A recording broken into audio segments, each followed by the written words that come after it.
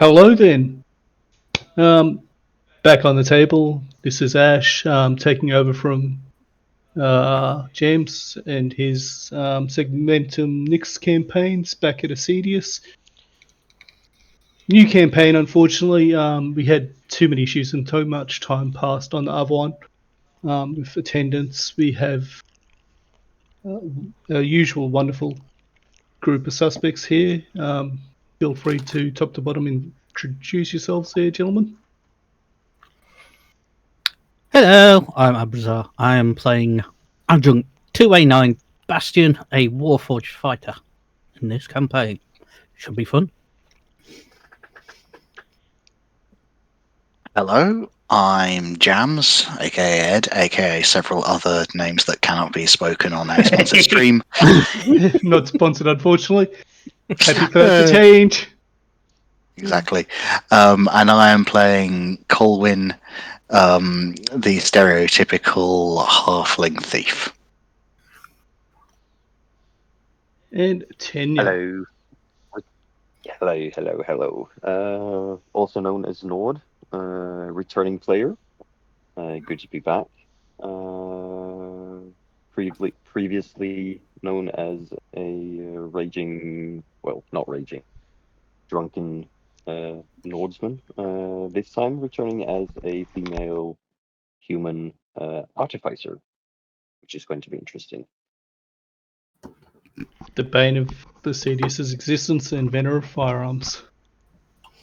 Yes. Because there's always one. Explosion. And that. I am Dat. I am playing Zillus. I am playing Gillicent Varus, a noble elf who just happens to have recently discovered some magic zapping and healing abilities, aka Warlock. Righto, so let's get into it. Let's get ready to roll. This is a bad pun. I apologise right now, folks. No, you're not sorry. No, I'm not. Did it on purpose. Anyway, our journey starts in the city of Honey Heath. A low mist clings to the ground in the early morning. Weary travellers set their feet to the path. From the north, with the sun rising to his right as he continues south, we see a small halfling. Would you like to describe yourself, Ed? Colin. Yeah, he's in danger of being close to 4 foot high, so relatively above average for a halfling. He's got scruffy brown hair that looks as though he hasn't cleaned or washed properly for a couple of days and that he slept in it. And that's the fringes of it are poking out from behind a leather cap. He's got these deep grey blue eyes with deep bags under them, again feeding into the impression of, if nothing else, a very weary traveller.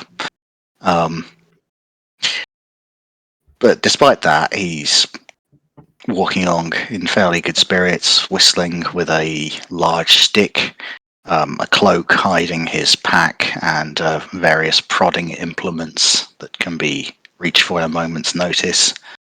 Wouldn't look out of place on any road travelling through the land.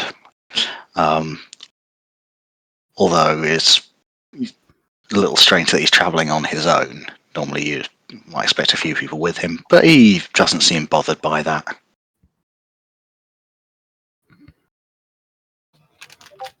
So you crest a small rise in the road, and you see laid out before you the small town of Honey Heath.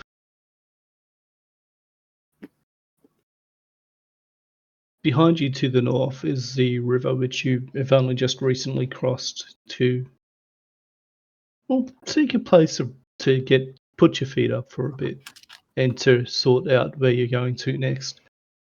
So you make your way forward. As normal for Solsguard, there's a palisade. It's only a wooden one, but it provides some defense. You know, with the recent history it has had with the elven nation of the Eternal Greatwood and the extreme xenophobia that they displayed up until recently, that it was a matter of survival. That, you know, Solsguard was very much a nation under siege on most sides. Though times have things have gotten better now after the cartographers and their mighty deeds of resolving many of the issues that the nation has had. So you make your way into town, and as you go in, you see, following the road through the villages, you come across a market square. To the south, you can see a large inn. Looking around, a few shops here and there. Does it look busy? It's like 5 or 6 a.m. in a farm town, man. There's people up and about already. To the left-hand side, as you're looking south, to the east, you can see a small blacksmithery. Directly to your left, as you are standing at the northern edge of the marketplace, is a... Give me a sec, hold.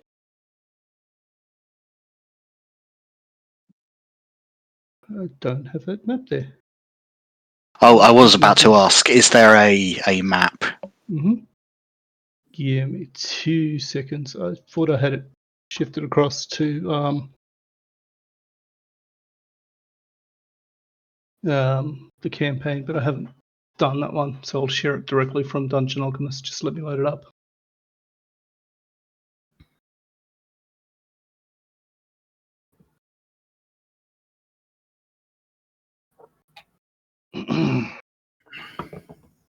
Thought I prepared all this. I apologise, folks. Don't worry about it. Still got it labelled with the old name that we had for it. Hey, you're probably going to have something better than my various distribution of paint oblongs. But they were awesome, Ed. Well, they were practical. I'll give you that. I think I've got a few better tools going on at the moment than you had there too, with between Incarnate and Dungeon Alchemist.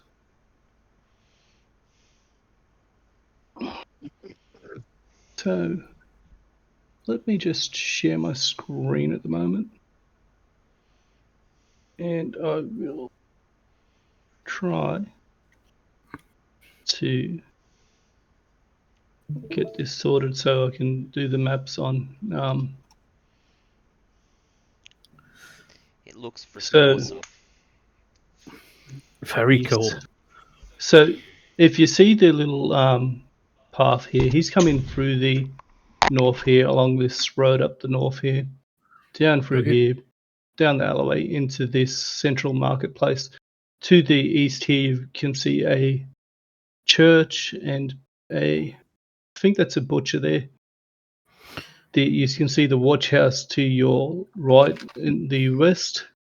Hang on, it's still loading in. Oh, Okay. There we go. So he's coming. If you look at the central marketplace, he's coming from this north road here, directly to your east, left here in the east, northeast corner is a butcher. There's a church off directly to the east past that. Yeah, I see him. I see butcher it. there. Small butcher there. On the southeast corner, directly ahead of you on the southeast is a inn with a it's got a sign with a silver flask painted on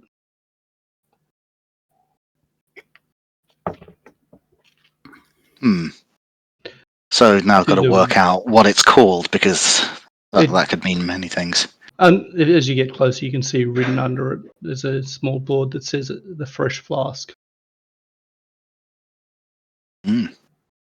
The I could flush. sure use a fresh flask, he kind of mutters to himself. Mm. Yes. Right, need to get in. Remind me, did someone introduce coffee into this universe? Yes, Cave. Your Your character last campaign was drinking that stuff like a fish in water. Yeah, I Might wasn't be sure the if it was same, pre-existing or whether or not it got popularized by someone from the outside. It is known to be the favorite drink of the Herald of Dawn, Titus. Yes, although he refuses to be sponsored by the. I will not take coin for such a thing. Just give me the coffee.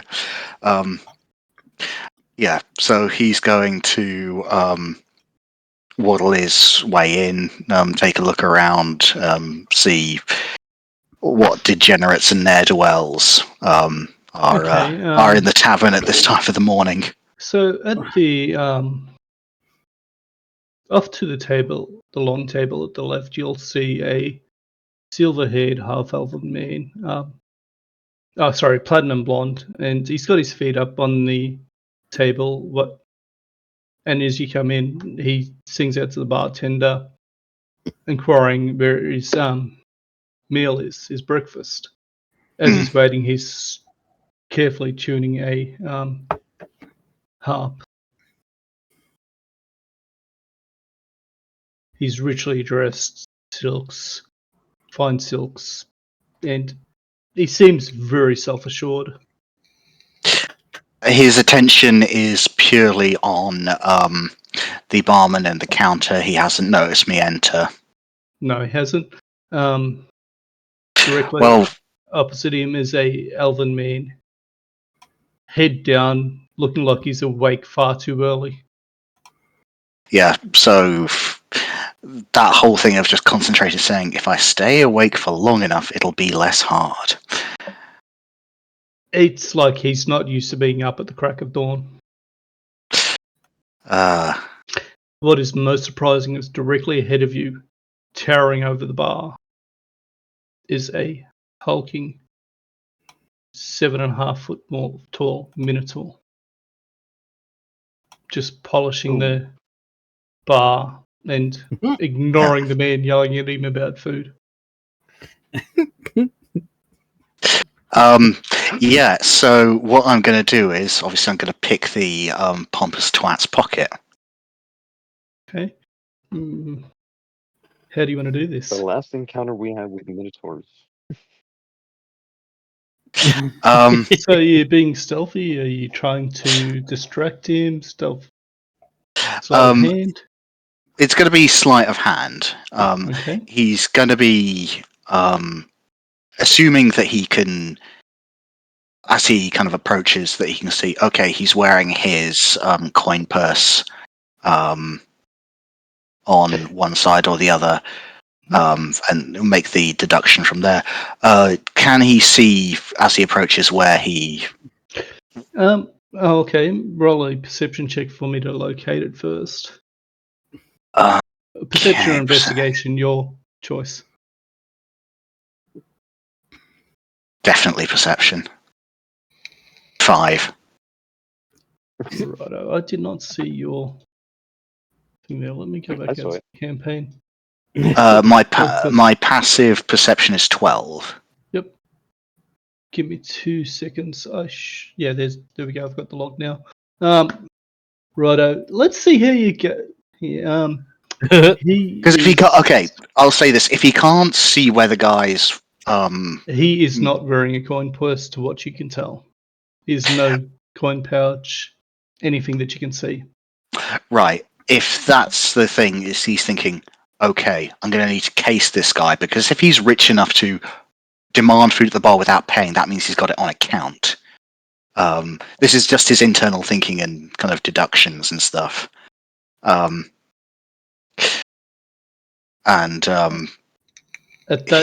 you're looking at him, he starts playing the harp that he's got, the small lap harp that he's got there. And let's go. Oops, that's not what I intended. Does he play it well? I imagine so. We'll find out. Certainly find out. Hope he does. Otherwise, this will be very embarrassing.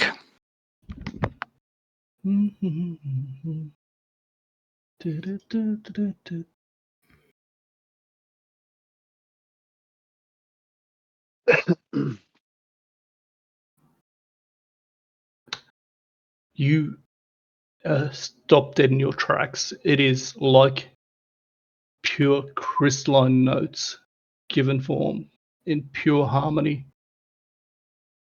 And to your astonishment, he isn't really playing anything other than just doing a few test notes. Did you roll a natural 20?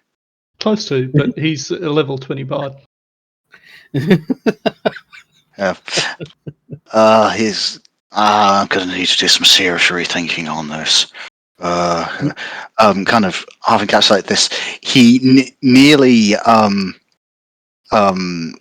trips as his kind of stride is interrupted before kind of stabbing himself with his stick, shaking himself. Kind of approaches the bar, puts a gold coin on the table, says, "Cave, please, mate. A large one. Keep the change." Give me 1 second as you're doing that.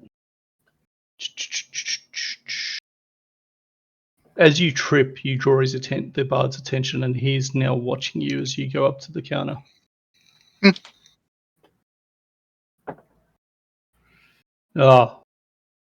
Sorry, was that a tankard, was it? A cave. Right, starting the morning early. Give me a sec. Ducks back around to the corner, sticks his hand into the kitchen, comes back out with a brief, muffled conversation there, and comes back out carrying a large mug. That'll be 10 copper. Again, he pushes the gold coin across the table. So, keep the change. I'm just happy it's hot and fresh. No worries. Come back for a refill when you want one. Would you like some sort of breakfast for that as well? Oh, what's on the stove? Oh, we've got some bacon, some eggs, some toast, jam. What would you like? Could throw some grill Eggs. together if you want. No.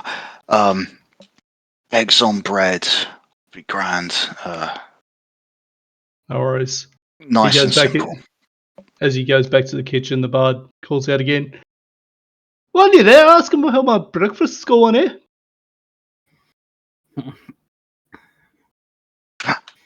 He kind of looks at him, starting to kind of come around as he takes a deep swig. What did you order for breakfast? Well, only the best. He looks around, looks at or makes a very obvious show of kind of looking at the tavern, saying, "Look, this ain't Solsguard, mate. Don't get me wrong, it's a nice enough venue. But if you're expecting pickled herring or duck's eggs or any of the other fancy bollocks, you're going to be waiting a long time." Raises an eyebrow and goes, they're very best then. How's that sound? And he gives you this mocking smile as the Minotaur just ignores him, as if he's had to put up with him for a while now and just isn't paying attention to him. He again, there's that muffled conversation. He goes back to the bar, and behind him, a young halfling waitress comes out and delivers a pair of plates of food to the half-elven and elven gentleman sitting at the table in the corner.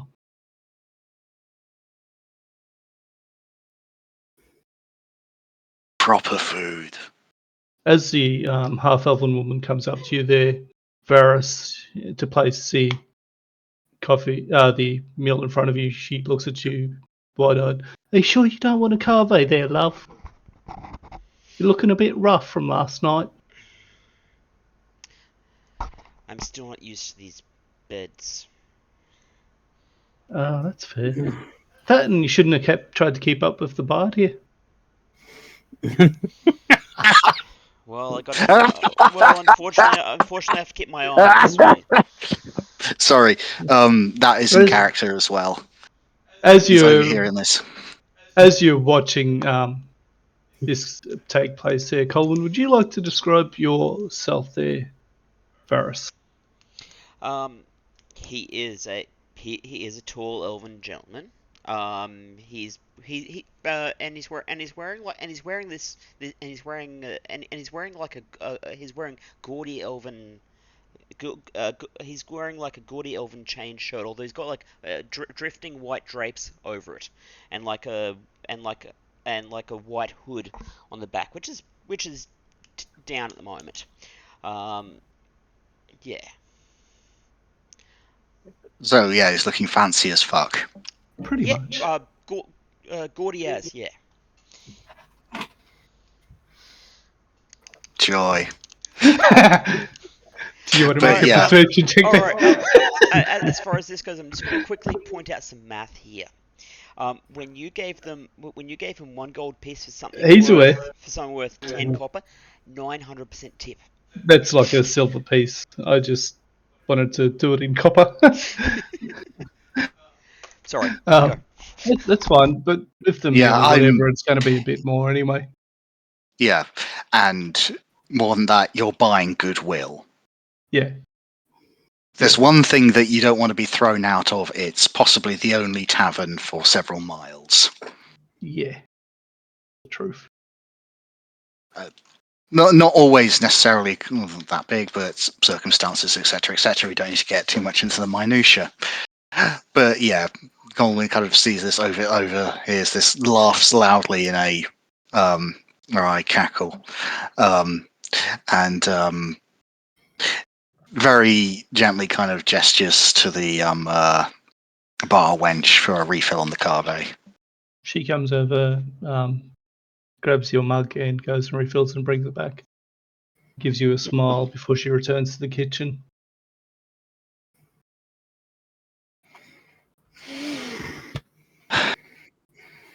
Anyway, yep. yeah, sorry, I was Go just on. going to say, Mhm. what brings a man of your means and disposition to this most humble yet still worthy establishment? Who are you addressing there? The bard. There's a grand meeting coming up in June City. I'm here to meet the fancy pants here to, organize accommodations for my troop so we can practice and get some, organization going so that we can put on a right festival and show for the bigwigs down up in June City. Ah, that right. What's the name of the troop?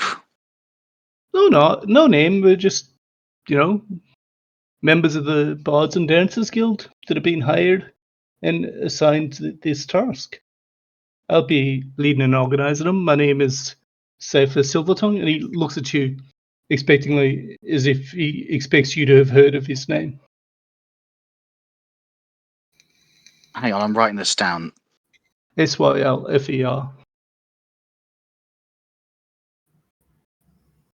Yeah. Thieves' Cant. You look at a bit The only tipsy silver there. tongue I know is a troublemaker. I don't want to make trouble for you. Will you make trouble for me? Got no reason to, unless you cross me. No. And as you're looking at it, make a perception check for me, Ed, for Colin. Yeah. Hey, that's better. 16. Though he's seems to be carrying no gold on him, around his neck is a decorative, intricate collar, I suppose, that is Oh, gold on gold. And you get the impression that it is pure gold. You have encountered other bards before. Generally, it's a silver collar. You've even met one or two that have had a silver collar with gold inset. Mm. And you understand that they are associated with bard ranks. The gold on silver is what training to be what this man obviously is, a gold class bard. This is a man that performs for kings and emperors. yeah. And he responded to my thieves' cant in He's the just same said you're looking a language. bit twitchy there. He's neither acknowledging or denying it. He's seen it. Hmm. He gives you a cocky little smile. Yeah. Okay. There's a twitchy. It's been a And busy few days. The coffee's just sitting. There's a tail in it for you. oh, that'd be fine. And as he smiles, I'd be glad to hear a new tale. And as he's talking, you see his hands start to move very quick. And he goes, "This isn't the sort of settlement for that sort of business." Yeah. And do the equivalent of, yeah, just understood after he kind of puts his mug down. Oh, I got myself into a right scrape. A few days ago, a friend of mine calls in a favour. Bigwig Banjo. Nice guy. Nose in too many troughs, but that's by the by. Anyway, his sister, his dear sister, baby sister, has been betrothed to this knob in the city. Now, she's not into him. There's a whole heap of trouble around him. So, as I said, he calls in a favour. He wants me to take her place at the altar. Now, don't misunderstand me. I ain't marrying the dude. Far from it. Plan was, he was going to get to the final stage. Does anyone present wish to make a fuss? Someone comes in saying, "No, Casey, I still love you. Oh, Darren, I can't believe you'd come back."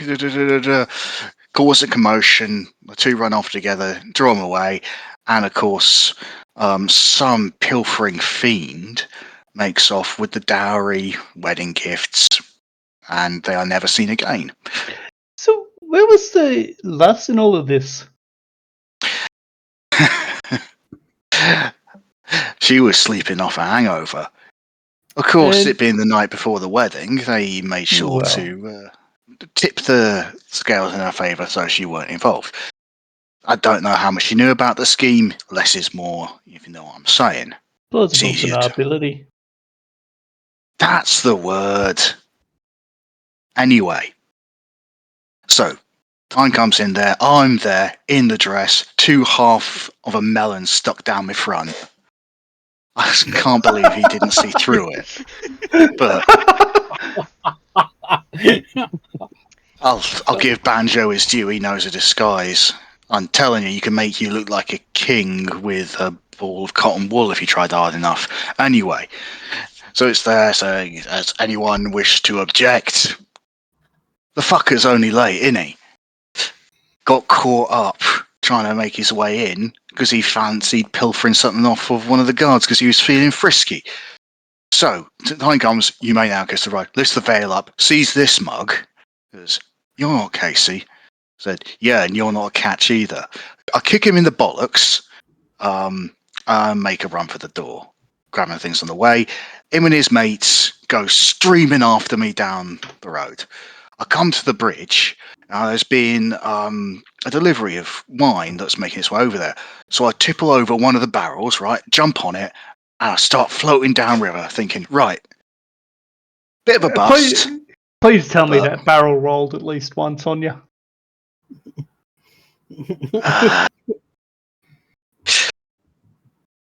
I will not deny it. It might have done. But, you know, after I'd been able to right myself, I was there on it. watching the bridge disappear. Only him and his mates haven't given up yet. They are pissed. So he's grabbed his bow, right? And he's running along the other side of the bank, taking pot shots at me. And I'm having to duck and weave and everything while holding onto this shot-in barrel. Anyway, a few of them hit it, but they don't hit me. Thank the powers that be. And then he runs out of arrows. And I'm thinking, right, okay, he's run out of arrows. That's it, I'm fine. No. At this stage, we're further downriver. And he's going and his mates are picking up rocks and are throwing them at us. At this point, he kind of rolls up his sleeves and shows some bruises. As you're showing him this, he's quietly in the background starting to pluck at a few of the strings on his small lap harp, shakes his head, changes the tone of it until he finds a quiet sort of background tune to it as you go forward. And just smiling, eyes half closed as he listens. Yeah. So I was carrying on. I'm thinking he's got to give up. There's only so far anger and will for destruction will take you. I'm there stuck on a barrel with a fucking arrow through a melon stuck on my chest. Thank God for those melons. And then he kind of comes close. He thinks, I can grab him. And he goes and he slips on a patch of mud. I'm thinking, thank fuck. He's fallen over backwards. His mates are looking after him. I'm up on the barrel, giving him the two-handed salute. And then things start speeding up. And I'm realising we're coming to a weir, right? And oh no. I'm thinking, right, I can either jump off here and try and chance it with him and his mates. Here I am, covered in all the rest of it. Or I can see about sticking across from the weir. Of course, what I do is I hang on for dear life and pray that that's not the end of it. If worst case scenario, at least I'll be dead quick. But no, I manage it, and eventually I wake up on the shore, covered in mud, wet, chilly. So I make it back in. Yeah. As he looks at you, he goes, "Glad to see you changed out of the wedding dress."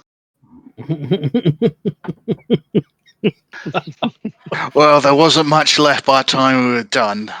That part of that came out of my take. But hey, someone's got to improvise. Expect collateral.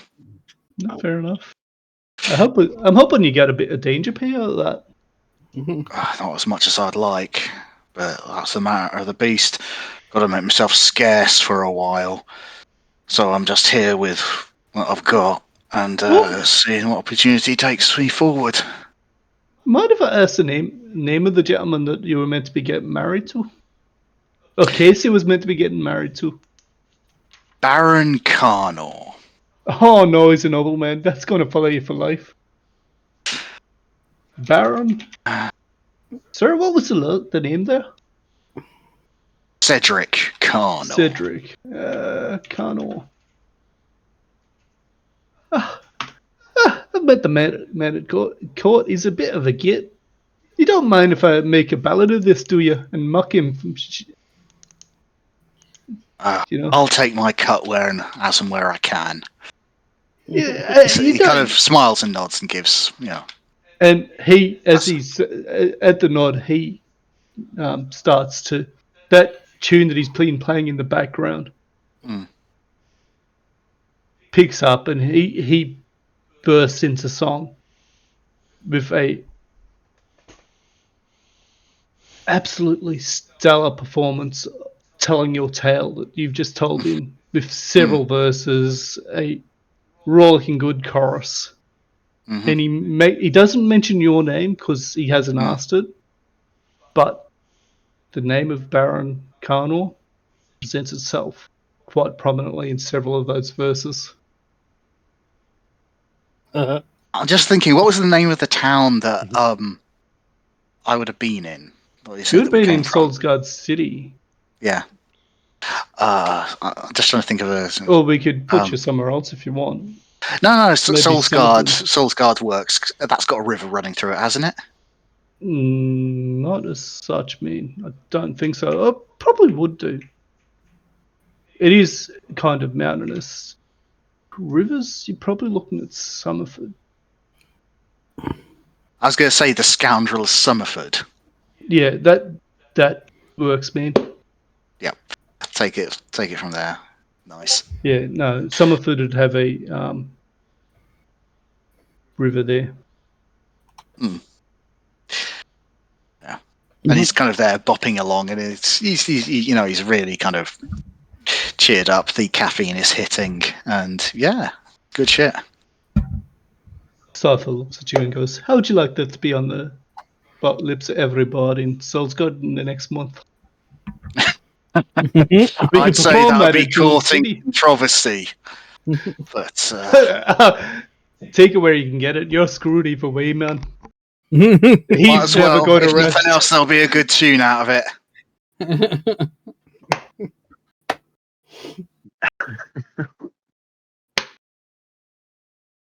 So he's here just sort of plugging away at the strings.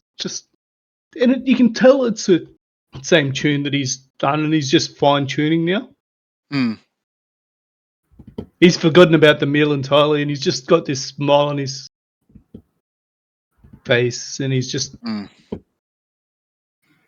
You've really caught his attention with the story and just the sheer amusement of it.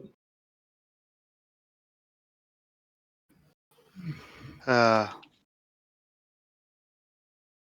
almost thinking of just having flashbacks to Janestown.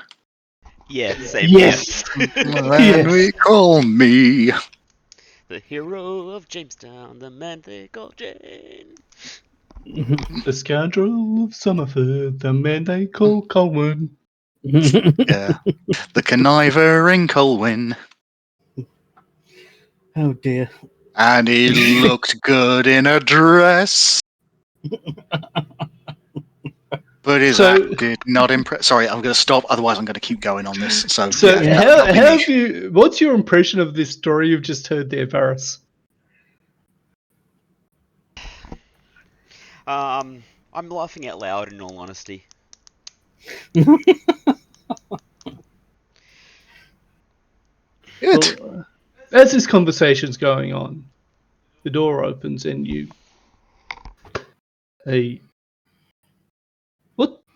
when they look up at the door, what do they see there, Nord or Tenya? What they see is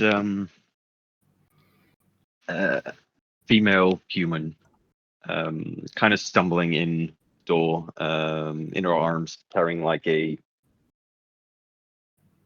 crate full of what looks to be scrap metal, some blueprints with different designs on it. So you've just come from the blacksmith there? Well, it looks like she's like having her personal items carried from, Yep. like, because she had just arrived with a traveling companion of crafters, etc. So kind of like carrying her belongings from a cart, entering the inn. And immediately He after has, you come in, there's a quiet pause, and you hear, after the first thing that catches your attention is this loud, raucous laughter coming over from the table over to your left. kind of like looks over her. She's intrigued by what she's hearing, wondering what's happening. Kind of You like see looking about. as you look there, you'll see a platinum-haired bard with his feet up on the table. Opposite him at the table is seated a halfling and a half-elf. Mm-hmm. As you're watching, a halfling woman comes back out of the kitchen, what you assume is a kitchen, and carrying a plate over to place that in front of the halfling.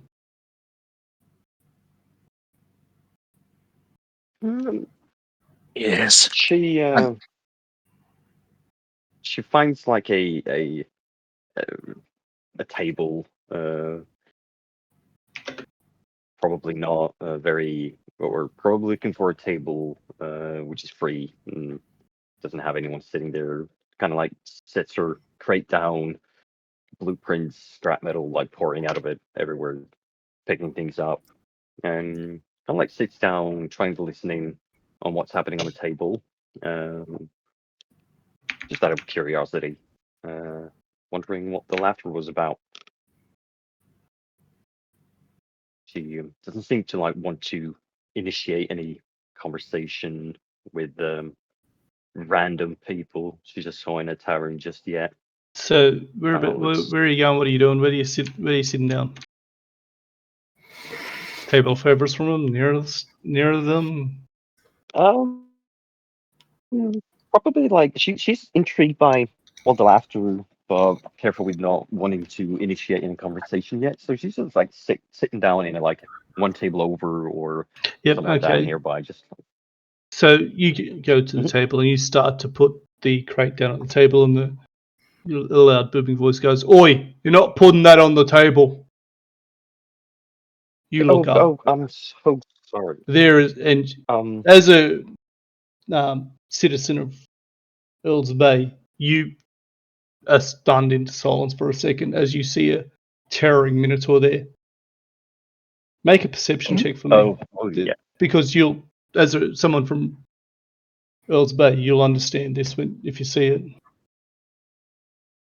Hang on. Just had to grab a cup of coffee. I'm just sitting down right now. A perception check. No.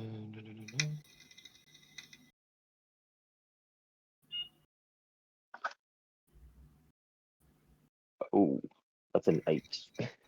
That's fine. It's pretty obvious. It wasn't a hard check. You'll see that his horns are actually blunted, and they've been cut off at like halfway down them. This is what is generally known as a blunt horn. That he was dishonored in some way, captured, and has learnt to basically become an outcast and has settled in amongst Solsguard and other races due to that, so he's given up a lot of the savagery that the Minotaur are known for. Mm-hmm. You probably still don't want to annoy him, though. Yeah, as a citizen of Earls Bay, the people of Earls Bay tend to not have a very fond memory of Minotaurs. No, you've had a lot of troubles with him over the years. She's sitting there watching this Minotaur. She's wide-eyed. She seems very shaken up by what she's seeing. Kind of like a flash of nervousness appear on her face. Go again, man. You roboted out a bit for a second there. Just Sorry. the last 4 or 5 words. You see signs of nervousness appear on her face. Hands kind of shaking. For a minute, it seems like she's contemplating whether she should just get up and get out. As you sort of staring at him, the kitchen, he calls out, and well, give me one moment. I've got to actually remember names here.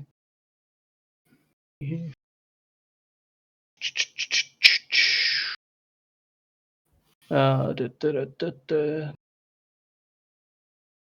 haven't actually got the name there. What name are you looking for? It's fine. Don't worry about it. He calls out to the kitchen. Whenever we've got a customer. Door to the kitchen bursts open, and the young halfling barmaid comes out. Comes over to you. Hey there, love. How can we help you? Don't worry about him. He's a pussycat. All right. Yeah. Is there another place to eat around here? It's this one tavern town, love. It's here or you go make your own food. There's a bakery next, just down across the way there, or you've got the butchery. But you'd have to cook it yourself if you want the butchers. Oh, okay, fine then. She grabs her crate, like watching the Minotaur kind of nervously setting the crate down on the floor next to her stool, like looking at him, like just to see if there's any sign of approval. If she can, like, is this all right? Can I have it here? Like, kind of look. The young halfling woman pats your hand and goes, "It's quite all right. Don't let the big scary bull put you off." And across the way,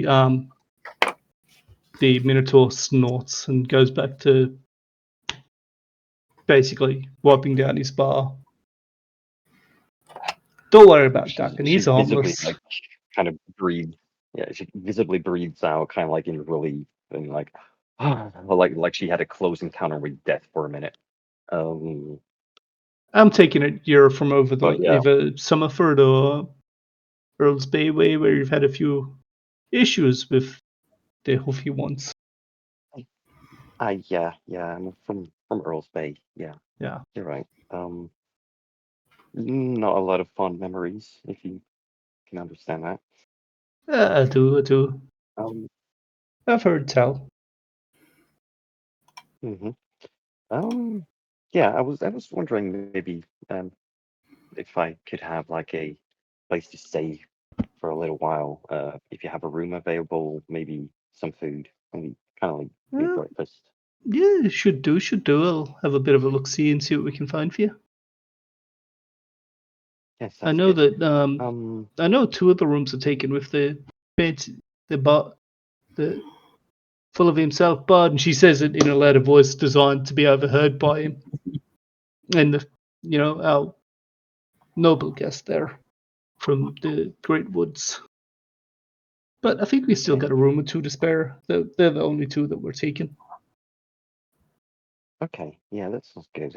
Don't need anything big, just a small one bed, No, that's one bedroom. honestly, that doesn't matter who you are. That's all we really got here. There's nothing fancy about the, fresh flask. Love. Oh, that's fine. It's a lovely place. I She looks at you and enjoy goes, it. "I can organize it. Would you like me to just have someone put your items in the room, so you're not lugging them around all day?" Yeah, if you could. She kind of like shoves her box Dakin, make bag yourself or useful and take this lass's stuff into a room for her. How many nights are you before it can be planning on? carried away from her though, she reaches into it, like grabbing a small orb-looking thing and just stuffs it into her pouch on her belt. Like, Okay. yeah, I'll just grab this one first. Yep. As you do that, the Minotaur comes over and picks up the crate almost effortlessly. Just put it in the first room on the end of the hall on the list. There. She struggles keeping her eyes off of He tries to Minotaur, smile at you wide-eyed. reassuringly. He tries to smile at you reassuringly. It is a horrifying sight full of canines and sharp predatory teeth. Yeah, she's stuttering. Thank you. And he walks quickly in there. The halfling woman shakes her head, pats your hand, and gives you a sympathetic look and waits for him to come back before she returns to the kitchen. The Minotaur looks over you, goes, "We'll sort out our payment for the room later, Les. You just relax." And you can see he's actually trying to be reassuring. She's not buying it. Of course she's not.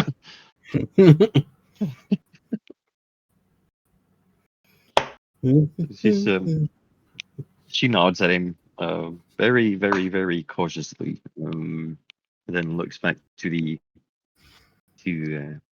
halfling. So, what kind of supper could I have? Something breakfasty, I'm guessing. She's gone back to the kitchen. Oh, okay, yeah. You can call Um, back out, or you can ask Deccan. Though I don't think she'd sort of be comfortable with that. no, she sits there, just looking about, and then turning her focus towards the other table where she heard laughter and song when she first entered. Just sits there and yeah, just casually listening in on what's happening. So as we return to the group at the table, you've witnessed this nervous young woman enter and have a brief conversation with whenever the barmaid and Deccan, the Minotaur bartender. And she seems By very the way, she's got nervous. long, curly red hair. Just if anyone was wondering. Did you want to actually describe her? Because you described what she was carrying more than you described her. Yeah. Well, yeah. She average height, not very tall. Slender build. Curly red hair, and long hair. And she seems to be carrying what you guys would not know what this is at all. Some sort of folded mechanical thing hanging on her, what looks to be like a bandolier sort of belt, uh, from her left shoulder down to her Colton right hip. would sort of might recognise it as something that he expects some character, someone on the dodgy path to carry, but to have throwing knives on it, but the knives are missing. Yes. It's a hollowed out barrel on it. You would probably not know at all what that barrel is for. It just looks like a combination of metal and wood to you. Yeah, Yep. I mean, to the untrained eye, you're thinking, okay, you're some kind of craftsman. That's no mining pick like I've ever seen, etc., etc. Mm-hmm. Yeah. As you're just eyeing off the table where the laughter and whatnot is coming from. You'd also notice there's like greasy, oily spots like on her hands, and like one streak of greasy, oily spot running down her left cheek. Like she tinkers. Yeah. So you're just keeping an eye on the table, but out of the corner of your eyes, or looking at them directly where they were talking, probably still talking away and laughing. Your spirits seem pretty high at that table. Yeah, she's listening. Just like, oh, that seems entertaining. Let's see what's happening there. Listening in. Make a perception check for me then. Mm-hmm.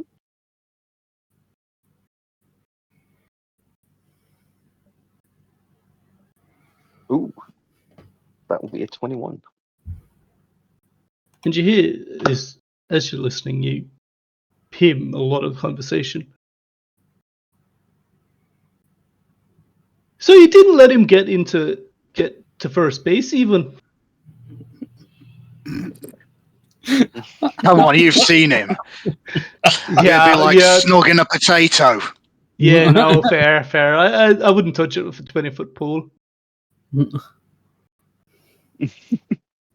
I mean, that has got to be the grandest story I've heard in years. Go on. You don't need to blow smoke up my ass. And he reaches into his shirt and goes, flips you a gold coin. You know what? I should give you the money as a storyteller. That was brilliant. You made my day, lad. Most kind.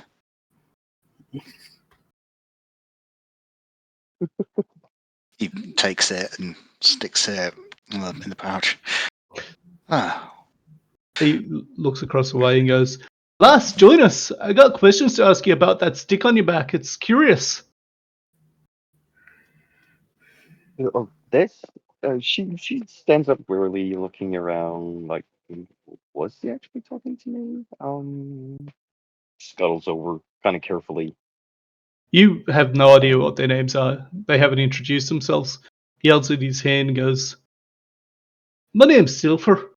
Silver Silvertongue." Oh, hello. She reaches out, grabs it carefully. Name's Tanya. Tanya Grimes. Pleasure to meet you. Do you now? That's a curious name, lass. Could get you into all sorts of trouble. And he gives you a charming smile. What was the second name?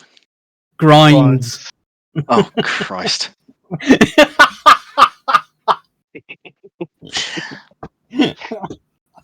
Yeah, Hence his, "Do Colin you is now?" taking is having to kind of stop halfway to his mouth with the egg butty. And just and just taking a moment to compose himself and not choke on that. All right. As far as this goes, is there any? Because I'm going to say that Varys is drinking something and it snorts out his nose at that. Roll a d20 for me.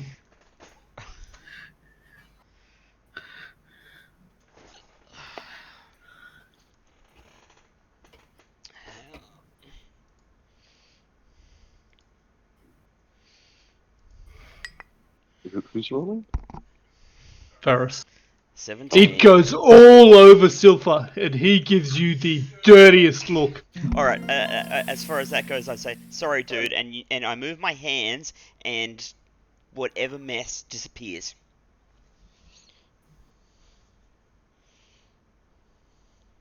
Well, that's a fancy trick, but he's still, dude. Come on, man, that's just not on. That pays for the hat. What about the insult? All right, you're a fat bearded. I think that's you buying everyone breakfast or a meal that hasn't. He motions to Duck and goes, "We've got a meal for the young lass here." He looks at you, Tanya, and goes, "Would you mind a carve there, lass?" Yeah. Okay.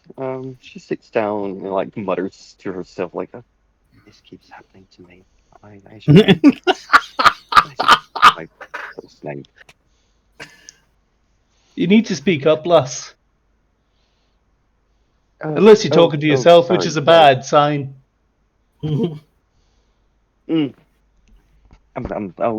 don't worry about it. I'm sorry. I'm sorry. Yeah. Go on. As the Minotaur's already gone to the kitchen, poked his head in, muffled conversation. Not too long after, a meal and a hot cup of cave is brought out to you. And you watch as Thank you the so much.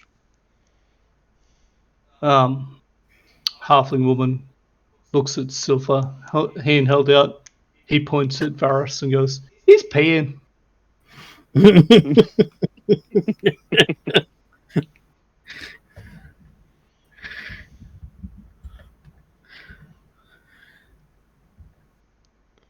As this conversation's happening again, the door opens. A large. The sun is now kind of silhouetting this large humanoid shape. It scans the room intensely as if looking for something. Steps in, and what do they see? Glowing green eyes for a kickoff.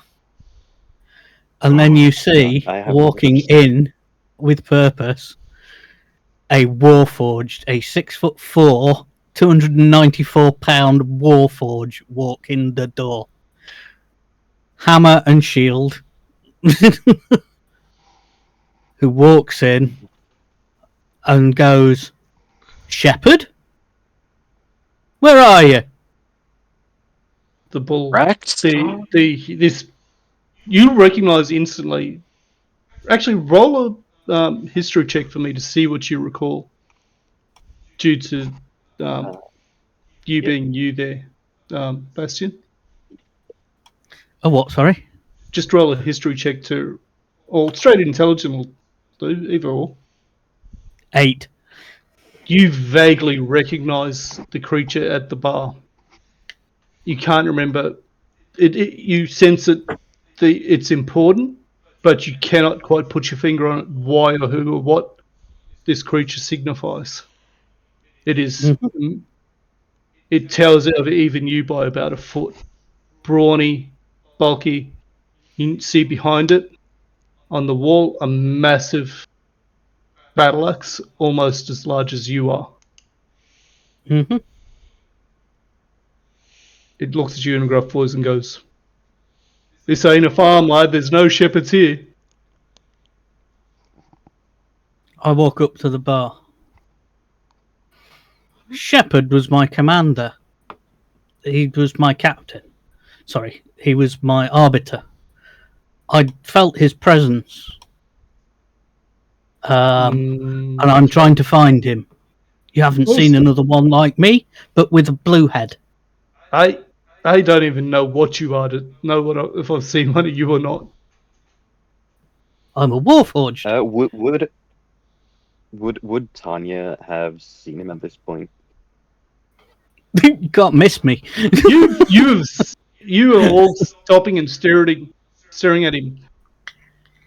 Oh, she's doing more than just Make staring. a perception check for me, Bastian. Very important one. 16. Tanya is looking at you with an intensity there's a hunger in her eyes as she stares at you. Why does she suddenly appear like a tin opener? It's almost like as disconcerting as mid-mouthful. the stare that Silver is giving you. It is intense.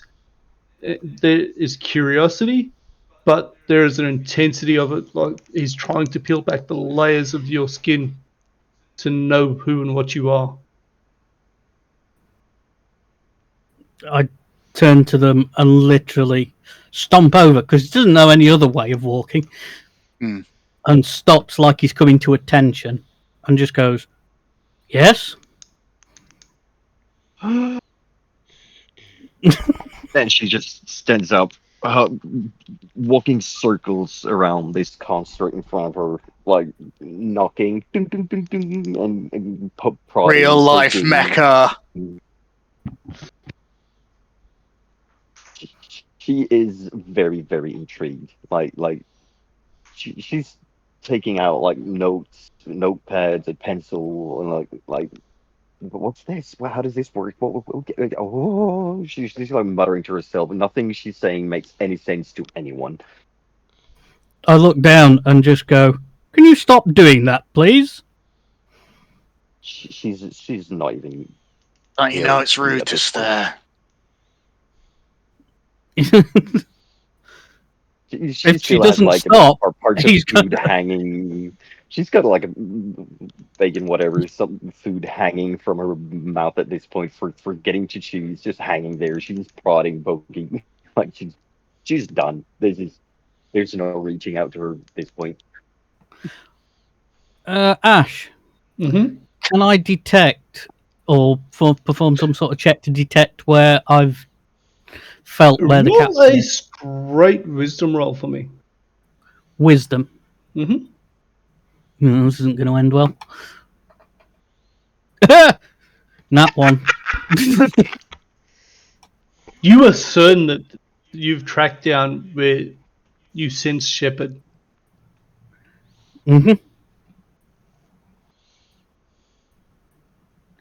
Is this? Please tell me it's me. Nope. Not unless you got. For all you know. Oh no, I know. He's another Warforged. Unless you've got a blue head. No. Is there anybody actually in the bar with a blue?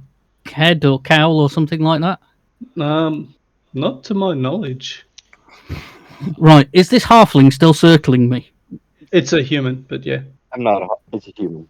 Oh, Yeah. right. So it's a she's human, is here, walking around you, knocking on your, it? She's actually knocking on me.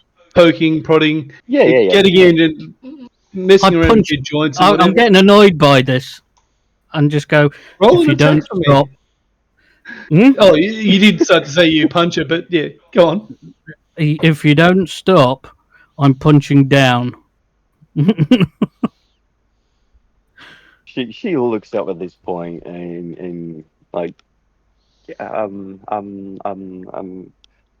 going to sorry, intervene and kind of waddle over and feel like a tug on one of the arms saying, "Come on, leave the big, terrifying metal man alone. We don't want to start trouble." As you look at I want to know how. when she mentions trouble, you look up at the bar. And the Minotaur is glaring at you because he expects that you are, from the sound of it, causing issues. Sits down instantly. Fear appearing across her face again. I'm like, I'm sorry. He tries I'm to sorry. give you a reassuring smile again. Absolutely, There we go. absolutely terrifying. Yeah, so you're looking at Sorry.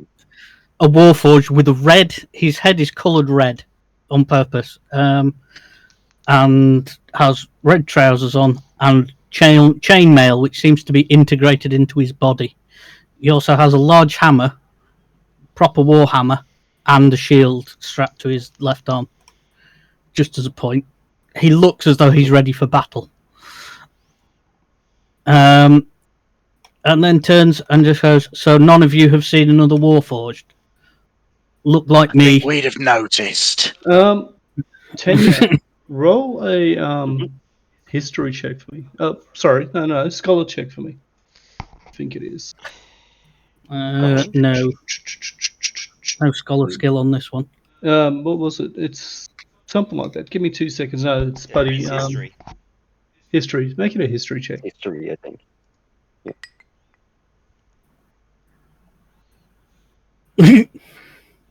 Okay. That's a 10. No, not you, Ferris. You wouldn't know. I was going to try and ask if I knew, but yeah. No, this is. You very vaguely remember a mention of Warforged in that book that you found. No. Very vaguely.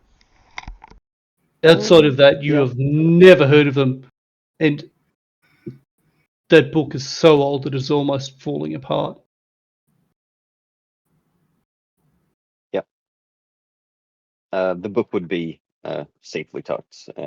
Roll a wisdom for me as well. Mm-hmm.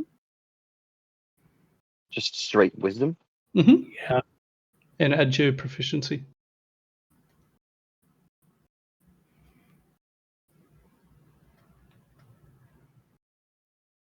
That is a 20. Nice. The only other item that you can think of that is almost as old as that may be as old because you've not been able to even remotely date it is the object that Gertie gave to you.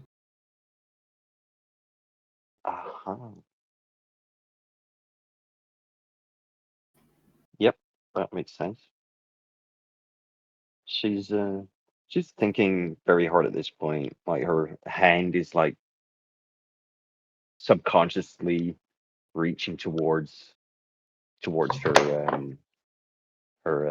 pack, but like her hand kind of like stops there while she's intriguingly watching this construct in front of her. She's stunned to silence at this point, just like intently staring at this construct while the conversation keeps going around her. This Sofa looks at Bastion and goes, "So, middleman, do you actually eat or drink or do you require any?" Okay. So Don't need it. Well, occasionally some alcohol to fuel power cells. I'll get an ale for this man, creature, construct. Warforged. My name is Bastian. I'll get a ale for Bastian here. Who named you? Captain Obvious. Yeah, and Leopard. yeah, yeah. And at this point, I introduced myself and say, I introduce myself. Hi, I introduce myself. Hi, I'm Gilicent Varus. I'm Gilicent Varus of the Great Wood. It's really weird because I've never actually met a Warforged before, but it's great to meet. It's great to meet all kinds. I see. How long has it been? Since what? Sofa looks at you, leans back in his chair, and goes, "I'm a bard. I've got a fair knowledge of history of the region, and I have never heard of you. I doubt anyone has. So, if you're not new, then you're really old, and I mean Really old. Oh dear. Who were you fighting against? When you Have asked, any of you heard of Earl Denovan Bay? He was my high executor. Sofa raised an eyebrow. You talking about Earl's Bay? They named the bay after him? Maybe that's where the name came from. Don't know. It makes sense. If that, yeah, okay. I'd say you're from the founding of Earl's Bay then. Thousands of years old at least. Oh dear. And sits down with a thump. Just where he is. It doesn't matter if there's a chair or anything. There's no chair there because No, he just sits down. The table are occupied. You see his glowing green eyes sort of glow a bit more and just go, oh dear. You can tell he's just gone, what the as he sits down. Someone's made a fucky wucky. The Minotaur comes over, puts a tankard on the table. Come on now, lad. I'll get you a chair. Sit up. There's no need to be on the floor. Pulls the chair across from the nearby table. I sort of shakily get up and sit on the chair. I grab the tankard and just down it in one. He looks at the Minotaur looks at Silver. Do you want me to bring him another one? I'm happy to keep doing it as long as you perform tonight. Wrong voice. I'm happy to keep doing it as long as you perform tonight. Hey, tricky to keep them consistent, isn't it? Silver looks at him and goes, "Hey, this group's got my curiosity. These bunch of people, they're all oddballs. So I might stick around and see what happens. I still gotta wait for. Apparently, there's a little dance coming up the river. There's a little dance coming up the river. But not. I was hoping to actually meet her. She's supposed to be a gold in training. So I was hoping to take a measure. But she's not here yet, so I'll here stay for the time being. I wonder who that could be. Anyway. Tanya at this point is scooping her plate and rolling out like what seems to be a very intricate blueprint with what looks like something that is similar to a dog wolf-ish creature, but you can see she's scribbled a lot of like gears here and there, stuff like that, and she's just looking at Bastian, comparing stuff like, I wonder if this could work here, and she's scribbling on her blueprint. Like, maybe this is how. She's just scribbling away, like comparing. Is anyone paying attention to her or? Yes. It looks extremely primitive to you. Yeah. I just turn and just go, "Are you an artificer?" Yeah. She answers like. Why is your kinda head not black? Like my head. What?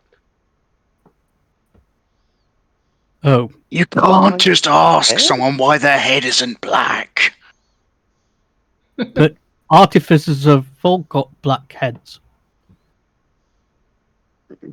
Yeah, I don't really know that many artificers. Oh, I think it's more of a vocational thing than it is, I don't know, something you're born with. we're not born with it either. If you're programmed and learn to be an artificer, then your head is painted black. Does this not happen with others? Oh, oh. That my head is painted red because I'm an adjunct. What would be As the equivalent? a note outside Bastion and Tenya, not one of you really knows what an artificer is.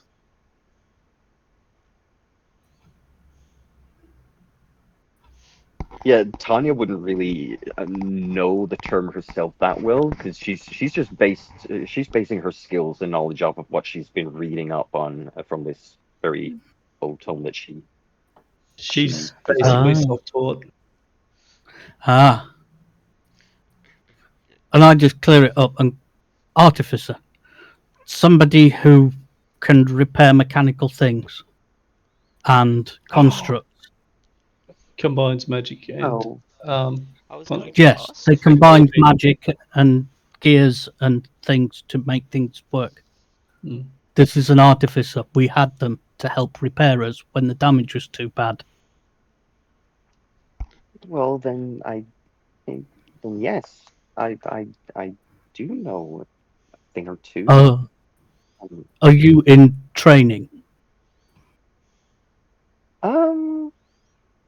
I guess I've arrived here from the mage guild. I see. You So are I not guess I'm a entirely mage in certain of what training. you are not entirely what the word mage means. They were not really a thing in your day. Right, A lot of it was through artificing. right. I don't know what a mage is, but I'm guessing so. Well, do you know magic? I am part magic, yes. Oh, well, then a mage like myself is someone who dabbles in magic. Ah, I see. I think. And I'm going to say, as I am an adjunct, which means that I don't know the equivalent human. I probably would know some equivalent ranks, wouldn't I? You'd Soldier? guess it should be like a sergeant or whatever, an equivalent sort of Yeah. term. You'd put it Yes, in well, terms of I was I in would. charge of X amount of soldiers. Yes. Yes, I was in charge of my squad, which was for support and Quick defense. question though, Ash.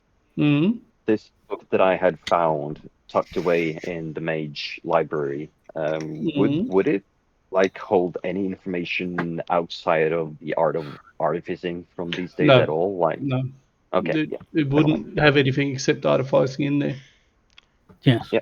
I sort of explained that I was a soldier and I was in charge of a squad of. All right. As far as this goes, at this point, I'm going to say, so Tanya, I understand you are you're a mage. I wonder if I could pick your brains about something when you have a spare second. Pick my brain. I think I like it very well where it is. Thank you. Oh, it doesn't mean I want to it doesn't mean I want to harm you. In fact, in fact I'm trained as a healer amongst other things. I only wish to I only wish to talk to you and exchange knowledge. As you guys are Okay. talking, two humans come in, sit at a table, nod to back and go the usual, and they pull out a pack of cards and quietly start a game as you are talking.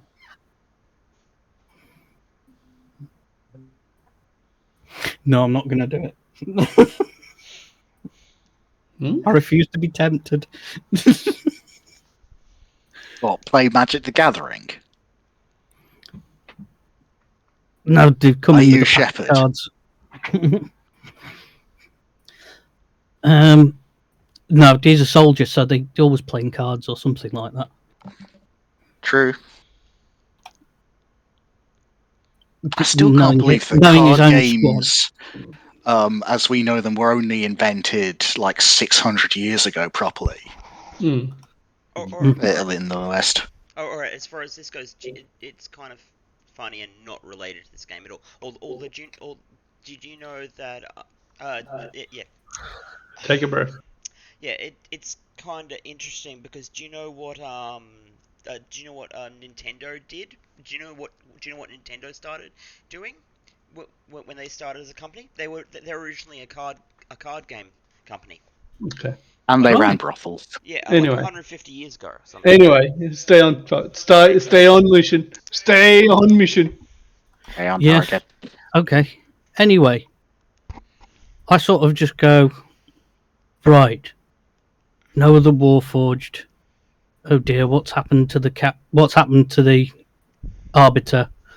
Has any of you seen a strange object? Is it a 12-sided one, Ash, that I'm looking for? Dodecahedron. Yeah. Has any of you seen a sort of dodecahedron, an object of power? Isn't that what bakers use? Tanya, you know exactly what he's talking about at this point. Mm-hmm. Do I remember if actually having actually seen one? You've got one. Oh, yeah. It's in the thing in your pack. This is what the item that Gertie gave you. Yes. I remember now. It's a whoozy what's it. She knows, but she's not very trusting of this thing as of yet, but she's very, very intrigued by it. So she's taking a leap of faith. Mm-hmm. And bringing her hand down into her pack, and pulling it out, holding it towards this construct. Whose eyes? Say no. His eyes glow brighter in recognition. He just goes, Shepherd, what happened? And he reaches out to take it. Roll a wisdom save for me. Who? You. Right. Oh, wisdom save. Shit. Mm-hmm. Hit the wrong button. Sorry. It's come up as a wisdom save. Oh, right. Sorry. Yeah. Take the first one then. Either way, as you reach out, a arc of energy, a jolt passes from your hand to the orb. Mm-hmm. And the orb, the dodecahedron, starts to glow slightly. And you hear a quiet voice, almost rusty and lost, go, Bastian. And goes quiet. The glow disappears. Yes, that kind of Shepherd. flinches a little bit, and her hand kind of pulls back, still holding the orb, like not really wanting to move. Wait up. You were still holding the orb? Oh no. Yeah.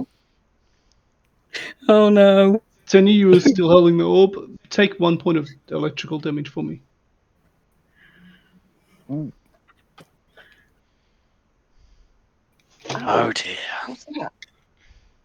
But yeah, she's not really, as she feels like she was entrusted by her mage colleague with this artifact. She's kind of reluctant to let go of it until she knows more.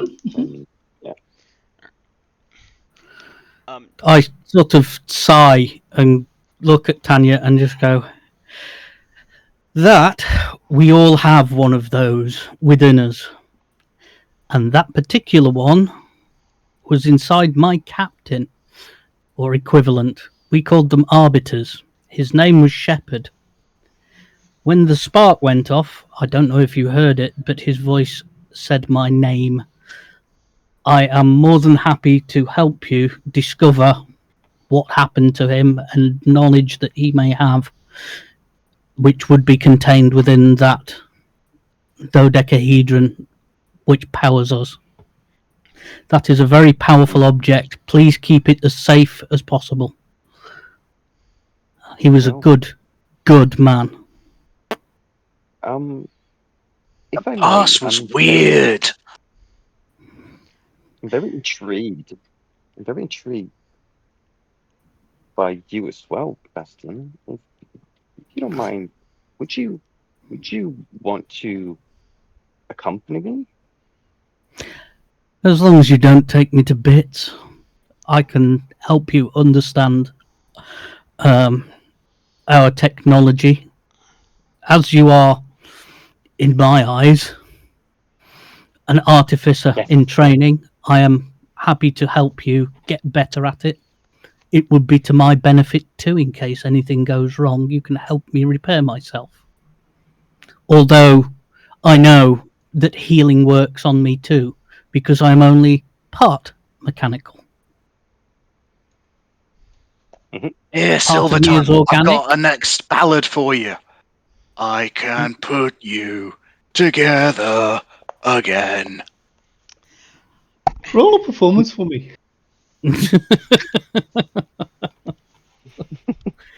It's terrible. Yeah. It is. It really is. Silphil looks at you and goes, please, lad, don't ever do that again.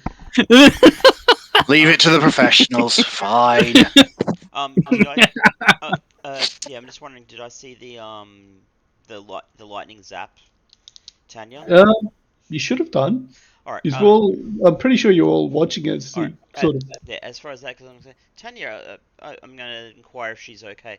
I don't know if there's any other healers in town, but if you are feeling under the weather, I can see if yeah,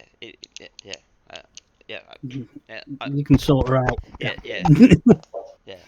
I can always help you It's if you quite get alright. too much of the zap from that thing. At least while I'm in town, anyway. Oh, that's quite alright. It's not the first time I've been sacked. Probably blown up. Or blown up. As you were talking, main interest in simple gear comes in, straw hat on his head, which he takes off as he comes in, walks up to the bar, tired, weary.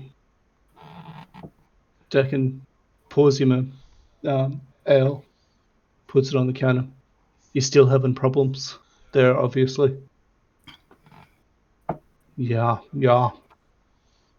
Something is still attacking my apiaries.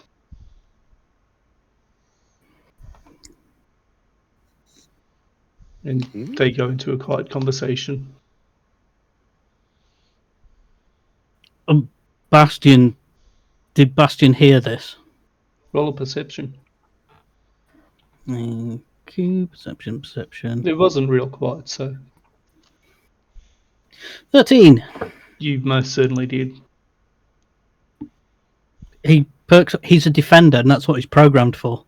Mm-hmm. He stands up, he goes over and says, "Excuse me, gentlemen." Dakin turns to you and goes, how can we help you there? Would you like another ale? He holds up his hand and says, "No, my refueled cells are happy enough. I couldn't help overhearing that you were having problems with somebody attacking you. I was programmed and trained as a defender. Can I help?" I'm not sure. Some mineral beast has been attacking my beehives. "Oh dear. Well, I would be happy to come have a look and see if I can track down said beast and stop it. He looks surprised and grateful. He goes, "Oh, that would be greatly appreciated. I could probably I'm a find soldier. I am programmed to defend. I'd probably find a bit of gold to pay you for your efforts." Not necessary, but would be helpful. Thank you, sir. As the Iron Man's representative, I say, sliding in order to properly No, you're assess going And a through. fist appears above your head. I merely mean that I represent him through his associate, the good woman here, pulling into picture. Look, Fist clearly, is still above his head.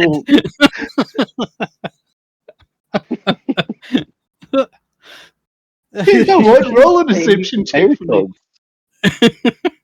deception. Yeah, you're trying to present yourself as something you're not. Why are my rolls awful? They can just. You've inherited the Will Wheaton curse. Oh. They can Permission just to look have at you. inspiration to try for a reroll, GM, with my funny story earlier. Yeah, go for it. Go for it. I'll allow it. Watch it be worse. It's not much better. Hey, it depends on how smart the person is. You know what? Let's do a thing here. What's an opposed roll, isn't it? Yep. I just realised that. Insight, I think. Mm-hmm.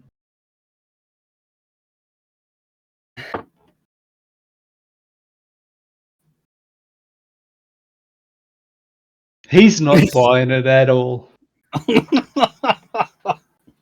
Okay, so I'm not. Hold up. There's two of them there. The Minotaur is just looking at you balefully. The farmer looks at you with wide eyes and goes, "Oh, so I didn't realise I had to talk to you first." You don't. Now, let's not get ahead of ourselves.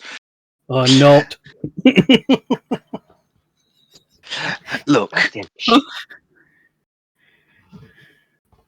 I kind of glance over and say, just 1 second, please, gentlemen. Thank you so much. Look, you need someone to bring you up to speed and keep an eye out for less than savoury characters who will try and take advantage of your good nature. You just hear a loud snort from the Minotaur at the bar as he turns away and pours himself an ale and drinks it. And I turn and look at Colwyn and just go, "You are an unsavoury character." Exactly!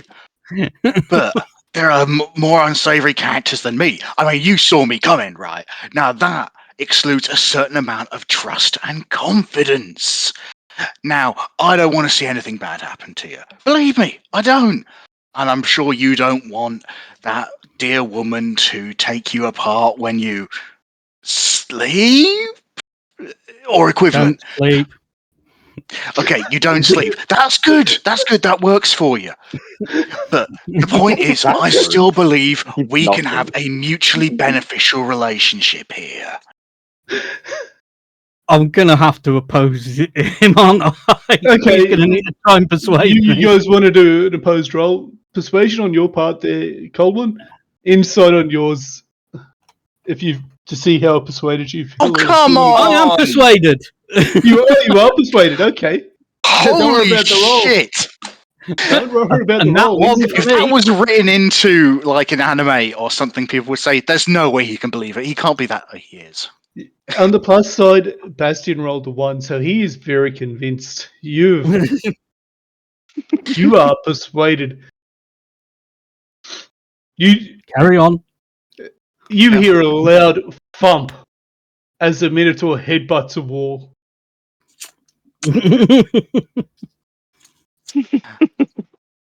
It pours another ale, puts it in front of the farmer. There you go, Terrence. You're going to need this. Good stuff. And Good Terence looks at him stuff. wide eyes. Oh, I can't afford this. It's on the house. Don't worry. I turn back to him. Terence, Big T, the man with trouble with his apiaries. So, if you would be kind enough to give us the full picture of what's going on and what is required of myself and my associates. Oh, I've got a major honey farm outside the town here to the south. Big deal. Lots of hives. At night, something's coming in and tearing into them. Well, we're going to need to assess the scene and see what is required to put an end to this disruption. I'm not a man to stand by while good honey is wasted. Oh, that's much appreciated. So, if you want to come by at some point tonight, you could probably. You can come in and investigate now in the light of day. I suppose probably best. That's the point. He's a good man.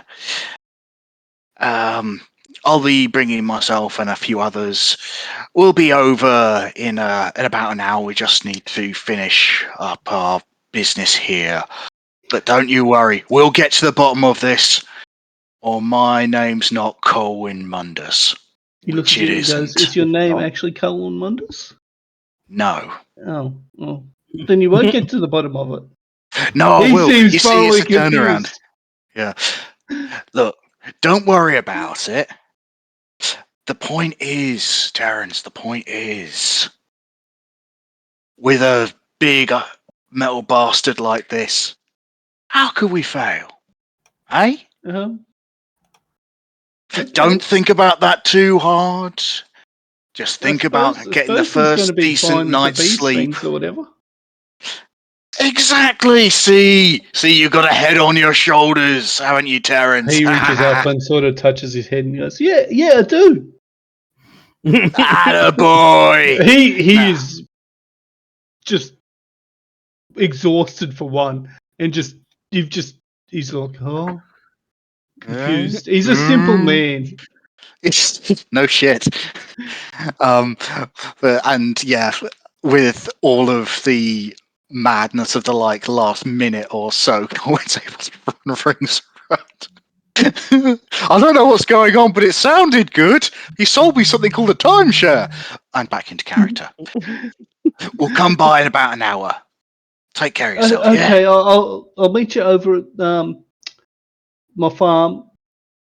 And he goes out the door without giving you directions. He's tired. He's excited that someone's going to come and have a look at it. We'll find it. You hear a very large sigh, and Dakin looks at you and goes, "So this is how you get there." And he goes, Much "He's giving you appreciated. directions to the south." And Okay. Bastion will remember it anyway. Mm-hmm. Have I had a chance to talk to the mayor yet about my other business in town? You have not. All right, I'm going to say, yeah. As far as this goes, I'm going to say, I'm going to say this sounds intriguing. I might tag along just to see stuff. But if you'll excuse me, I have business elsewhere in the town, and I'll see you guys back in about 45 minutes or so. How long is it going By to all take us to get to the means. farm? It's not far out of town. Right. Okay.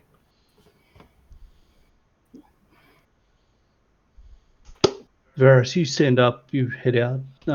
You've been told where the mayor's office is. You walk in, and guys, just a quick one. I'm just going to go and sort my mum's lunch out. I'll be back in 5. No worries. We're going to be taking a break very shortly. Right. Oh. And you walk into the office of the mayor, and a name for the mayor. I do not have a name for the mayor. Give me 2 seconds.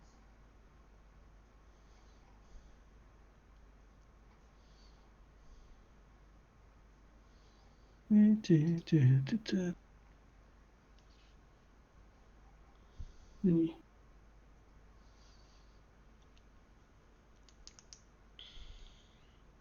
walk in and you'll see a young woman sitting there at a table. Looks up. How may I help you there, sir? Do I know if the mayor is...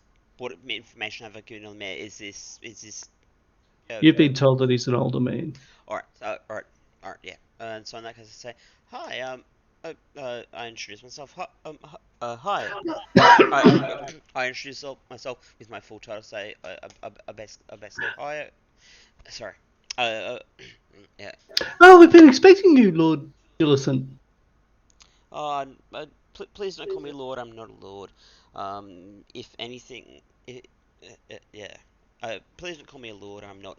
I'll let Dar know you that you're here. Thank you. So she goes into the back room, pokes her head in. Dar, the fancy pants elf's here to see you. Oh, show him in then. And she motions you into this smallish sort of office. Large desk that's probably too large for the room. Big chair and it's a chair, let's say, opposite. It's not exactly designed for comfort. Motions for you to sit.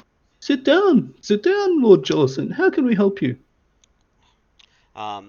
At this stage, at this stage, I say, at this stage again, I say, I basically, I'm not the Lord. I'm not Lord. My uncle is, but you may call me Varys if it. You may He just call me extends a hand. Varys. He extends a hand and goes, I'm Mayor Harris Edwards. Pleasure to meet you and have you here in our fine town. Sorry, just writing this down. Yeah. Excuse me. And all right. Yes, I explained. I exchanged platitudes and stuff. Sorry, stuttering a bit, so I won't try. You're right. That's fine. So how may we help you today there? Well, as far as this, my reason for being in your town today is twofold. I was meeting with the entertainer in your tavern, but I also understand that you have a mine you had to close down many years ago. You speak of the one south of us. You well understand why we had to shut that down for safety reasons, right? Yes, they were dark times indeed, but those dark times are beyond us now. So, I was, and so because of this, I've been sent to see if we can strike a deal about I've been sent to see if we can strike a deal to try and make you a little bit of Oh, money and us a little bit of money on this I, side. I, I'm trying to understand how it's relevant to the Great Woods. Our mine. I mean, I'm not opposed to seeing it reopen. The ore veins are still very much there and very rich, Yeah, but I fail to see how it is relevant to our neighbours to the south. because the reason why it's so relevant is because the ore veins extend south. The ore veins, from what I've been told, extend far south of where they are, which would put them into the Great Woods, let's say. You feel that because it's under your lands that it belongs to you. And there is somewhat to your statement. At the moment, we don't have the manpower to reopen it, to make sure that they are clear and reopened at this point. Well, as far as this goes, I have been sent. As far as this goes, I've been sent to try and incentivize this exact thing. Strangely enough. He leans back and strokes the beard and goes, "Is it's he's a large man, not fat, but tall, powerful, but a little soft as he's advanced in years. Yeah. And he strokes his full black beard with salt, pepper through it, and you can tell that he's probably around 50 odd years or whatnot. Well, if you can find some competent mercenaries, let's say, to clear it, you're most welcome. We can certainly negotiate. Well, as far as this goes, yeah, yes, As you are aware, I will have to discuss this with the local Knights Garrison and the of course. probably contact Solsguard in general As far as and the King's as far as that goes, I fully understand you wanting to officers. verify this. And as I fully understand I fully understand you wanting to verify this. However, yeah, yeah, yeah. I fully understand you wanting to verify this. However, I'm also going to put an offer on the table because it's going to take a little bit of gold. Because even if you do clear it, it's going to take a little bit of gold to get the veins flowing again, so to speak. His face becomes curious. Are you offering to purchase a partnership in this endeavor and help bankroll its restoration? That is a very different story. A different story you're interested, or a different Well, story you're interested, or a different story which means I shall return to Dune City without without my purpose fulfilled. Pray tell. this is a different story. If you let me finish, sir. The mine technically belongs to my family. We are the owners of it. We are also the local lord here. Though I do need to still make certain that you understand with the previous troubles we've had with your people. I understand. That I There were need to dark times. verify that. Again, sir, take a breath. Allow me to finish speaking. And you can see he's starting to get a little bit annoyed at the interruption. I still need to verify it with the local commander, knight commander, as well as confirm that I can do this with the officers of the king, as you are representing a foreign nation. Or are you representing the nation as a whole, or part of it? What is your interest here? Who do you exactly represent in this situation? I basically say the people I represent are the people I represent are the house. I basically say that I represent the house. I represent the house Zillison. The house. I represent the house Zillison. So it is a proven endeavor by the Gillicent noble family. Yes. Although I'm also going to say that we do. Although I'm also going to say that we do have the back. Although we do have the backing of the majority of the Greatwood Council to do this in the name of good relations. He nods and goes, "Oh, that's a different thing. I still need to get some approvals, but I can act as a agreement between noble houses and potentially merchants for the time being until we formalize something. But I would happily help fund, possibly even match whatever coin you're offering to get it cleared." He pauses, frowns, and goes, "How much are you offering?" I have been given I've been given, what was it, 300 gold or something? 400 gold. As far as I think I've been given 300 gold and 400. 400. Yes. Yeah. Oh, sorry. Yeah, and so I've been given the total of 400 gold. He leans back and goes, That's probably a little too much. I can probably add 200 gold to that. Well, as far That's nothing. as far as that goes, I don't expect you to I don't expect you to 100% match this. In fact, I do not expect you to match the to I do not expect you to sweeten the pot as it was at all. But I do not expect you to sweeten the pot at all. But although I'm sure it will help us I'm sure it'll help us get some local people. I'm sure it'll help us get some people involved in clearing the mine. As you're talking to him, he nods and goes, that sounds agreeable to me for the time being. If we can get it checked and cleared. I do have a lot of business to attend, and you can see the door behind him is opened, and his daughter is poking her head in and looking at him before she steps back out. As the door opens, you can see a tall man dressed in robes, just patiently waiting.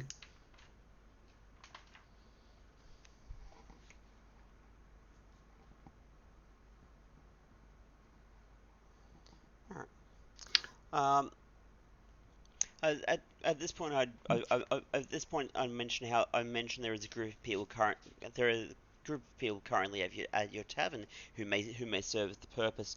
I will talk to you further on this before we. I will talk to you further on this before we actually enter the mine or try and do anything here. It seems you have other people waiting. It seems you have other people waiting for you. So I shall leave you to No, to your quite all home. right. I've just got to have a conversation with the father. Oddest thing, apparently he's been having unsettled sleep. Um, incessant prying in the cemetery, but when he goes to look, there's no one there. It's odd.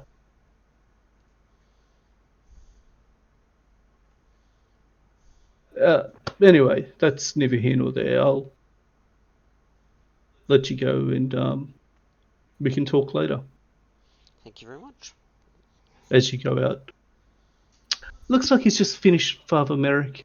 If you want to make your way in, the young woman smiles at you and goes, "Did you find your meeting went well, sir? Is there anything else you need before you go?" No, thank you. I'm all good. She I'm all smiles. good for now. Have a lovely day then, sir. And I head back to the pub to see if I can just have a chat with it. Just have a chat with the young mage. Young mage. The artificer. Ah, Tanya. If I can draw her away. so you make your way back to the tavern. Whereabouts you guys, and what's been going on while that's been happening? I'm just going to say it's that time. Actually, we'll take a break there, and we'll come back to it in 20 minutes, 15 minutes. Let's call it half past. Yep. Yeah, good plan. So, take 5. General rule: I'm going to take a break about this time, 2 hours in, maybe a little bit early to give Bastion time to go look after his mum, etc. Because All done. Avro's. Oh, you thought of that? Okay. Perfect.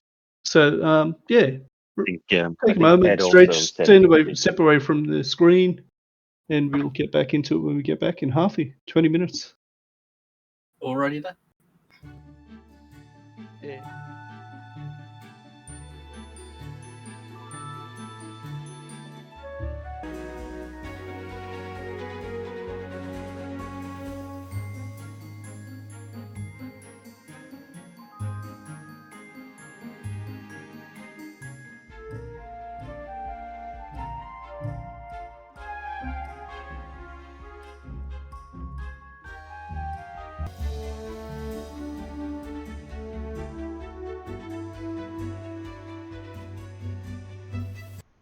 And we're back. A little bit early, which isn't a bad thing.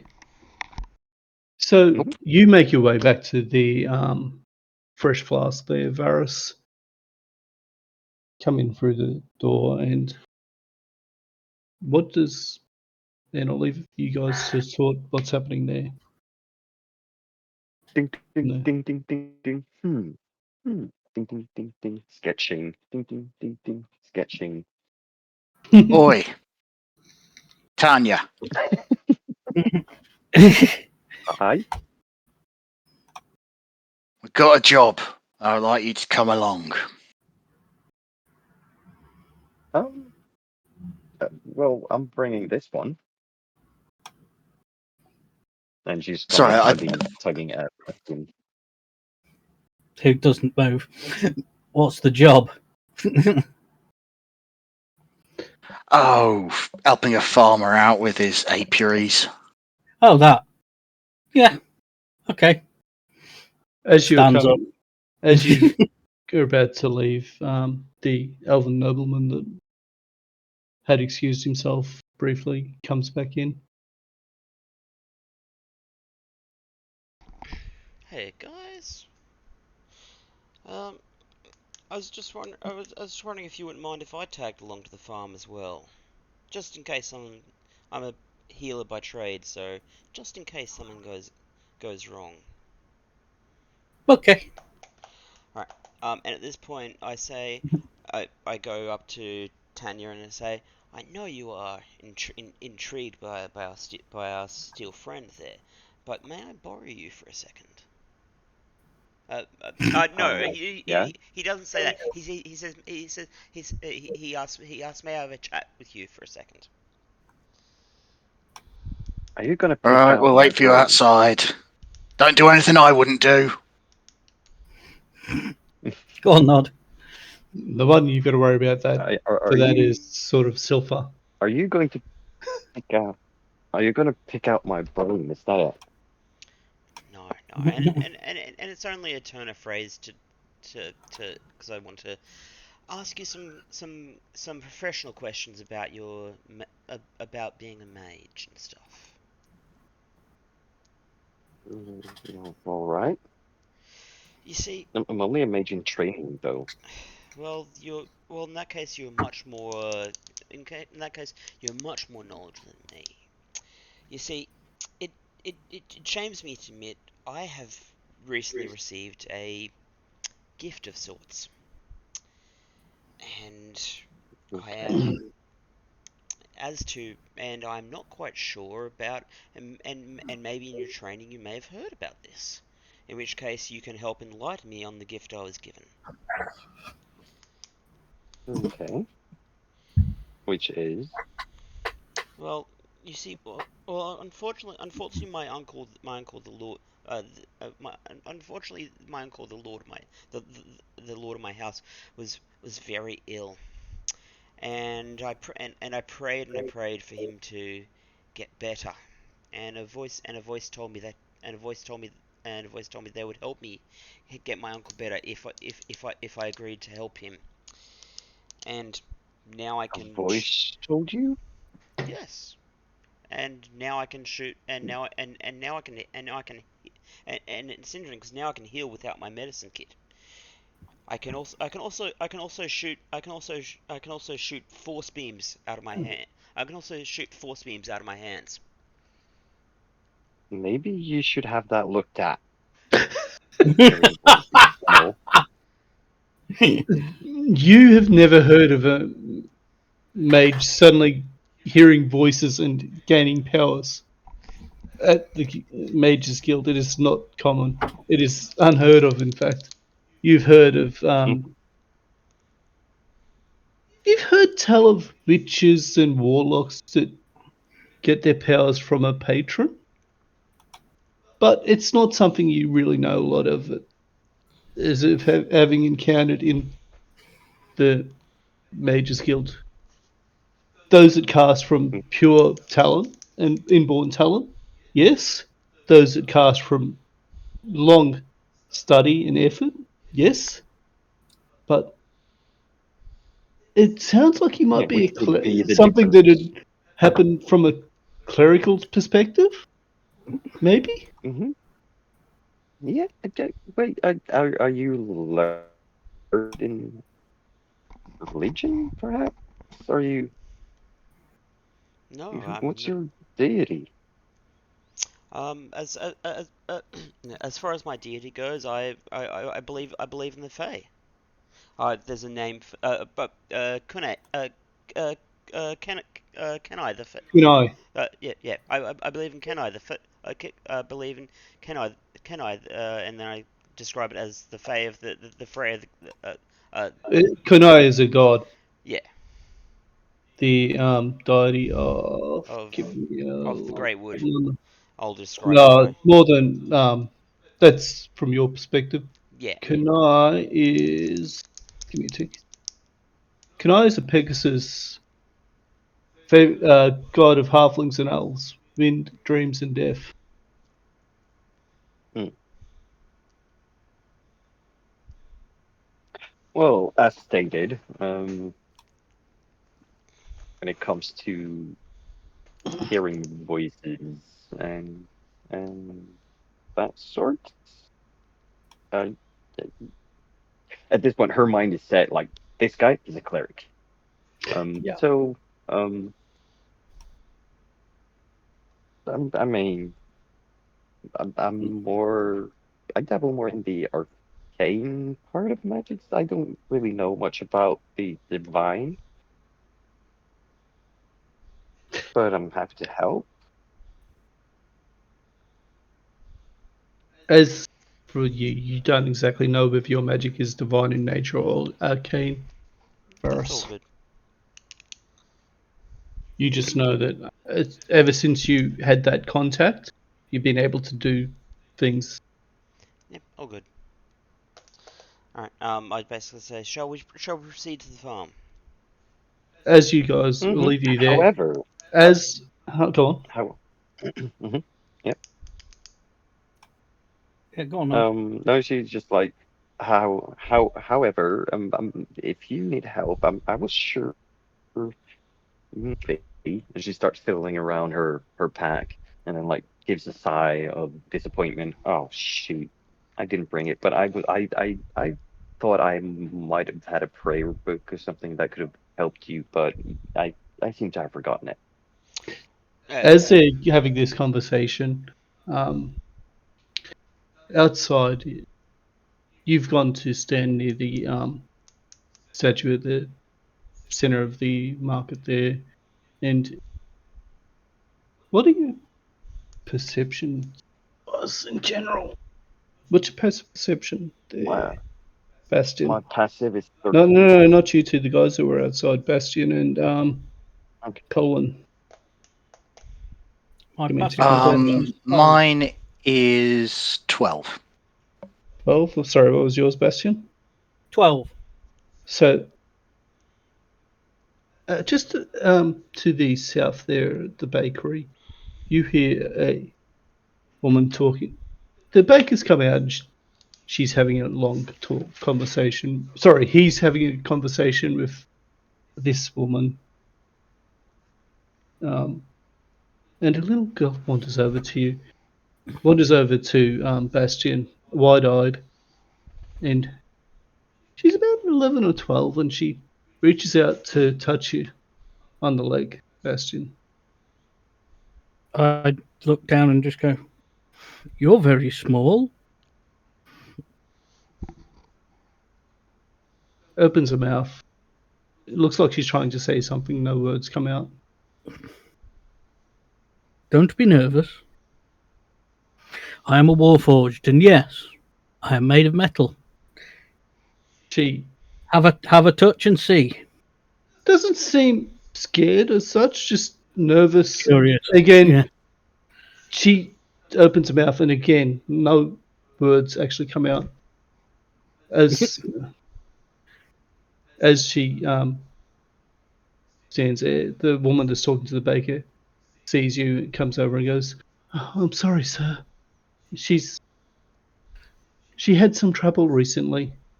We're not sure what happened. They found her in the cemetery, crying, and she hasn't been able to speak since." Oh dear. Trouble in the cemetery. cemetery. Place where dead are buried when they have fallen in battle or being lost. Oh dear, this is a place of reverence for you?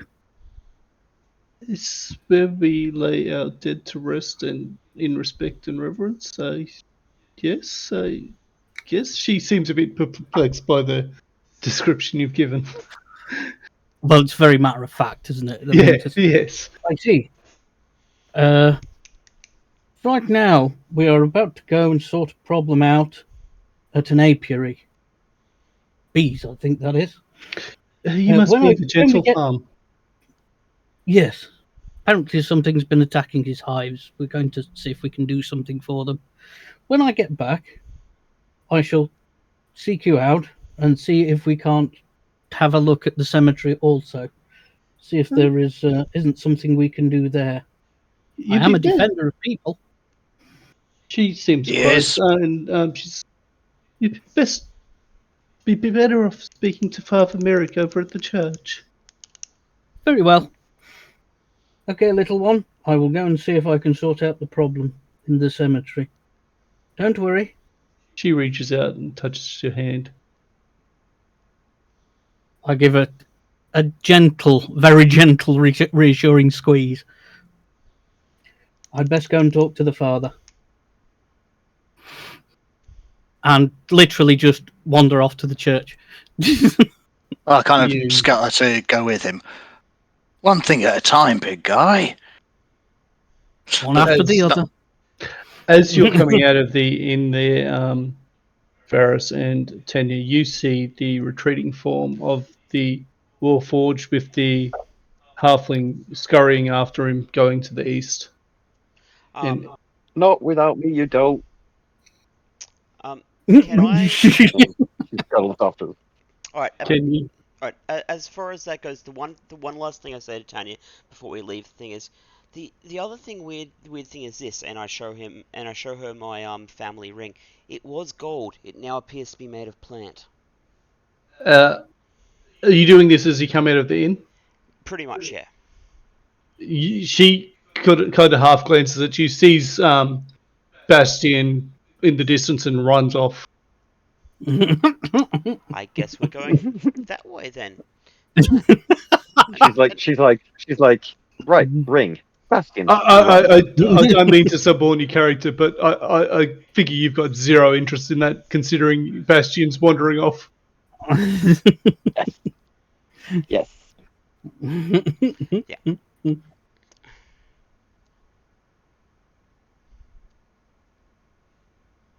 You come to the church. Big, fancier sort of building.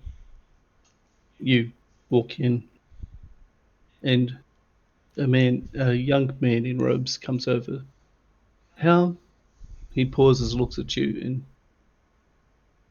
and how can we help you there, sir? He looks at you, looks at the halfling. How can we help you there, sir? I just look at him and just go, Father, I've heard that there is a problem in the cemetery. Oh, you think I'm Merrick, Father Merrick? I'm one of his acolytes. How can I help you? In cemetery, yes. There's been crying that we could hear in there. We've gone to check it a few times, but there doesn't seem to be anything there when we go there. Oh. A small child came up to me and couldn't speak. Apparently, they found her in the cemetery crying. Could it be that you heard her crying in there? One moment.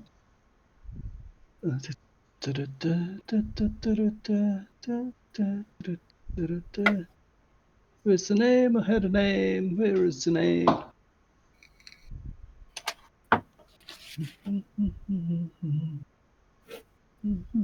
Oh, you mean young Aaron. Young Aaron Hawkins. Yes, no, it has happened since then and after. I see. Perhaps she was in the cemetery. We have asked around. Apparently, one of the young boys of the town has gone missing. We believe, from what we understand, he was her friend. I see. So a friend has gone missing. We believe Missing so. in the graveyard. In the graveyard. I see. Benedict Harper, I think his name was. What was it? Sorry? Benedict Harper.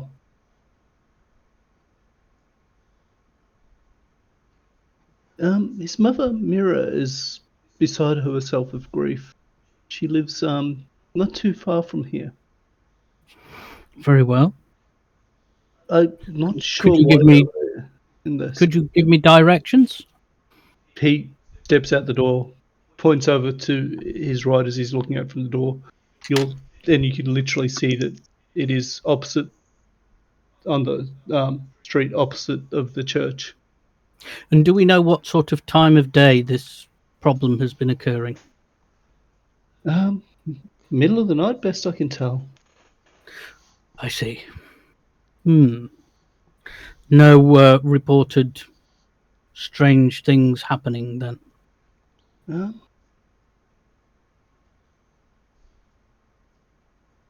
Well, we had examined the girl, and seems that every time she hears one of the local dogs or animals growl, she just freezes. And I face goes see. pale, absolutely terrified.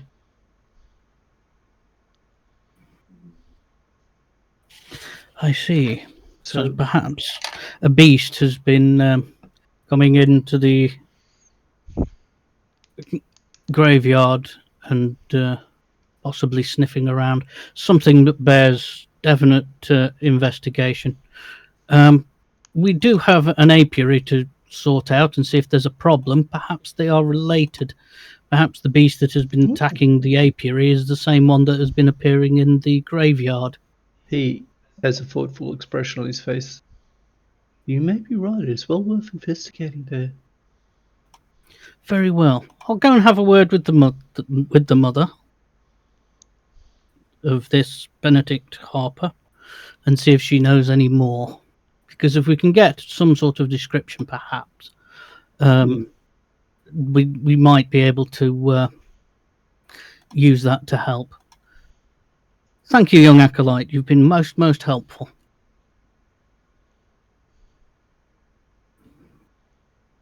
I'm pleased to serve. In Sol's name, I hope that something can be done. Alright. Agreed. Yeah. Alright. And as far as this goes, and Varys says, it would be very rude to call you young acolyte. Do you have a name as well? Damn you! You had to go there, Trist. I've got a blank I haven't space in my earned a book name for this. yet. My name is Oscar Atkinson. Well, thank you, acolyte Oscar Atkinson. Just Acolyte Atkinson is fine. Very well. I am Adjunct 2A9 Bastion. At your service, sir. A pleasure to meet you, Mr. Bastian. What are you? He's a He seems- I am a warforged. warforged. A construct. Don't from- call him a golem. He nodded sagely as if he knows exactly what that is. Doesn't got a clue. Hasn't got a I'm clue. many thousands of years old, apparently. His eyes are wide and he's like, okay. It was a surprise to me, too. For now, even our whole party is going like, we have no idea what this is, except maybe Tanya has an inkling. yeah. I just sort of like go, thank you, salute him, and then just march out of the church towards where the Harper house is. So you make your way. He's acting like a sergeant, like a guard sergeant, He because that's what he is. on the north side of town, not too far from the bakery. There, you find the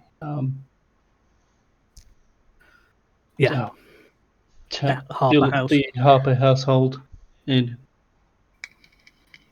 Knock on the there door it is. politely, without knocking it through. I'm being gentle. hear a rustle of movement in the house, and it opens, and there in front of you is a woman, drawn, exhausted, face eyes red, tear stained, as if she's been recently weeping. Mrs. Harper, Yes. my name is Bastian. Okay. And before you ask, I am a Warforged.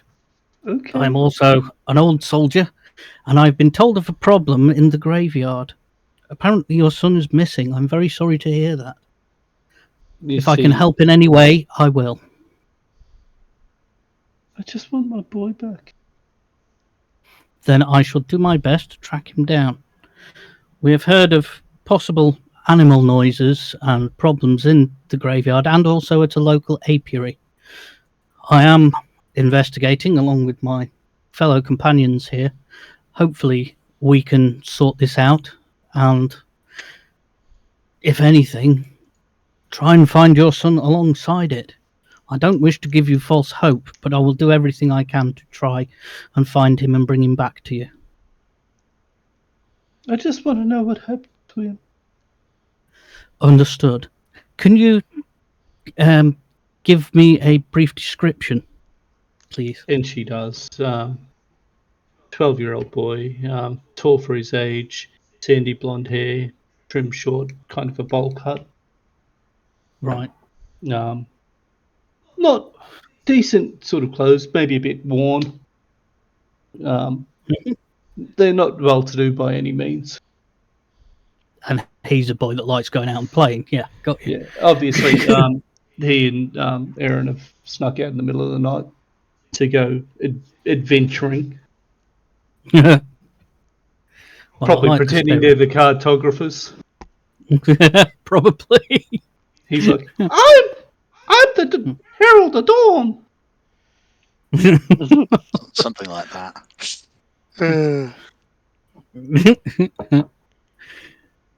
Yes. And this is what we're reduced to. She was like, I'm Gardy. No one wants to be any of the other ones. Oh God, no. We want to be Jin. Good grief. Anyway, yes.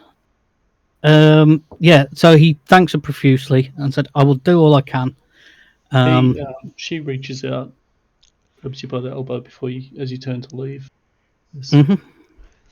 And she, wait right here. And she comes out.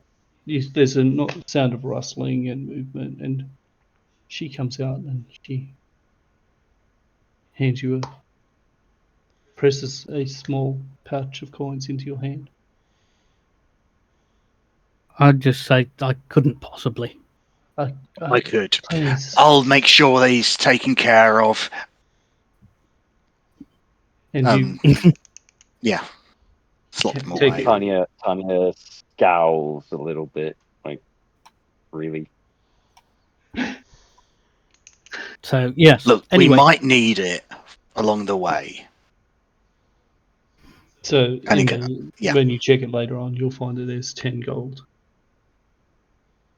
Right. Why we're letting the thief look after the money?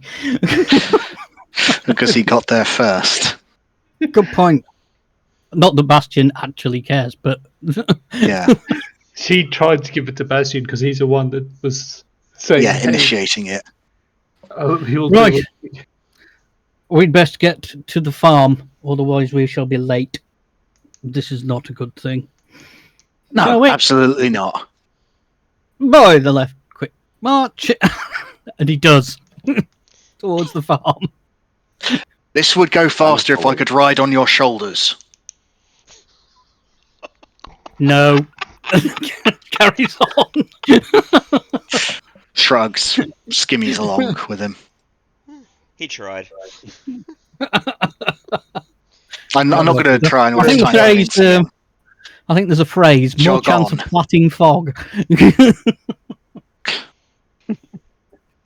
So you make your way along the southern road, And it doesn't take you too long to find the Gentle Farm. It is quite large, and he wasn't joking when he said he was a major producer of honey. There is a quite large field just full of apiaries. And as we're walking, obviously we turn into the track for the farm and walk up to the farmhouse. And dog just races out to meet every you. now and then, all you can hear is And growling. ding, ding, ding, ding, ding, ding, as bees keep bouncing off Bastion. As you Who is run up, not bothered at all. as you run up, as you walk in, a small dog comes out. It's obviously a pup protecting its probably. Who's a brave boy? Yes, you are. You're the bravest boy. Roll I animal think handling. that's an animal handling check if ever I've heard one. Yeah, it is. Roll animal handling for me. I did say that as you said it.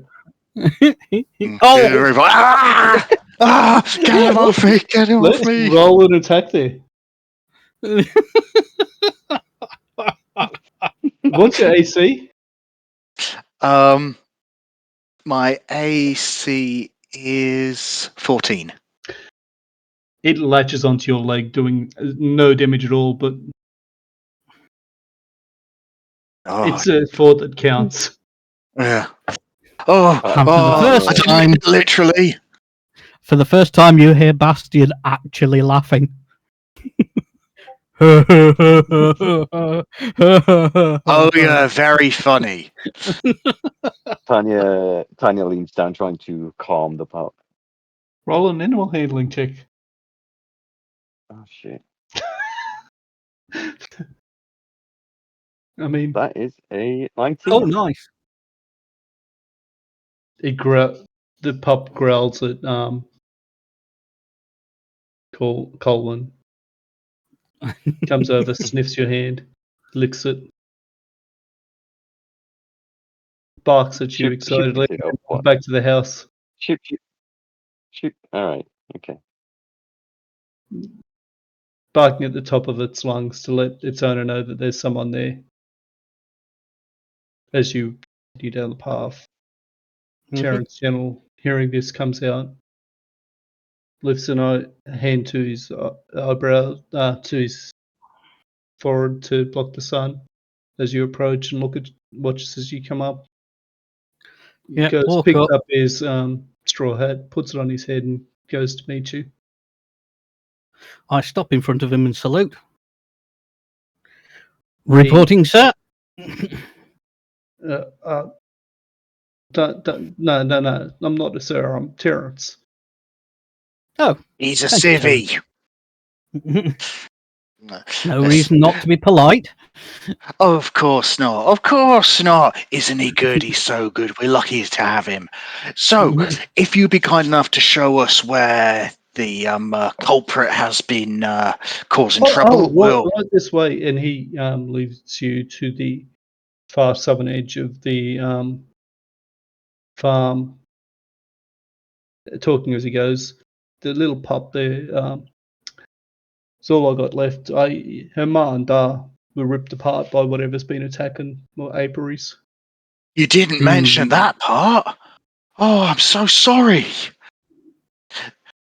Listen, he shrugs and goes, they were just doing their job, protecting the farm. And so we. I go and look at the perimeter. Where is it? A fence? A hedge? It's fenced off. It's a solid wooden fence. You get the sense that the farm's been there for a while, and he is actually fairly well to do with the size of the farm. I think I can feel an investigation check coming along. So I'm trying to see if there's any damage, if there's any fur or anything like that that's been caught on the fence. So anything roll an like investigation for me. Can I ask Terrence 12. when I get a sec? Yep. Just let me sort this, and I'll move to you in a sec when I respond to this. You find as you go around checking the fences, you see that as you go around, not where the apiary is, but on the eastern side, there is a Mm-hmm. because he hasn't been around to check that, and it is quite a large farm. He's gone to where the actual damage to the Yeah. apiary is. Part of the fence is destroyed. Hmm. So I look a bit closer at it. Right? You want another check, Ash? Yeah, man. Yeah. Oh God. Yeah, it's going to be one of those campaigns for me. It Okay. it has been destroyed. Parts of the fence are here, there, and everywhere. You are uncertain of what's done it or how it's been done, but whatever it was large and powerful. Is Right. your guess? Keep What? in mind that Certain of Tanya What's it. to is the staying east? pretty close to Bastion. She also has a look, see if she can determine anything. Okay. Yeah. As a So note in he sort of future, turns to hold Tanya on. and just goes, "What do you think?" Let me sort of.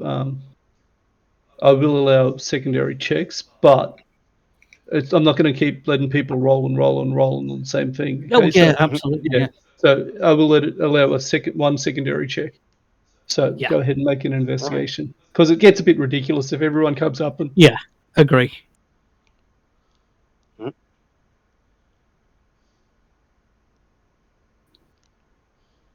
Come on. 25, Oh 21. yeah. 21. Nice. You agree when he says it looks like something large and powerful's come through there, but looking at the broken ends, you see signs of what, and it's odd. It's almost like there's frost damage on it. That the wood is cold to the touch still, even in the early day sun heat of the early day. It is still quite cold to the touch. Oh, that is strange. How? So What's like the strange? sun, it should have felt warmer because like in the sunlight. Oh. You can still see Essentially. ice on it and on the grass Okay. around it. Hmm. You're right. That is curious. I wonder if that same ice or whatever it is, frost, is where the damage is on the apiaries. Shall we go and investigate? Let's do that. So while you're doing that, while you were over investigating things, Varus, you were up to something or wanted to do something. I was just going to ask. I was just going to ask him exactly what time exactly what time he discovered exactly what time he discovered the adult dogs had done their job had done their job, and did he hear a disturbance in the night before at a certain time, etc., etc. I heard barking and then silence. There was no yelps or anything. It was just silence. I thought they were just playing up. Did. I don't. I heard it, woke up, and listened for a moment, and then thought I was hearing things. It happened a few days ago. I'd been keeping watch, and I fell asleep last night in the middle of the night, and I heard something on this end of the farm. I, it was big, extremely large. I, I don't count myself a coward. I don't. But this thing would have torn me apart as easily as it did my babies. And his eyes start to well up.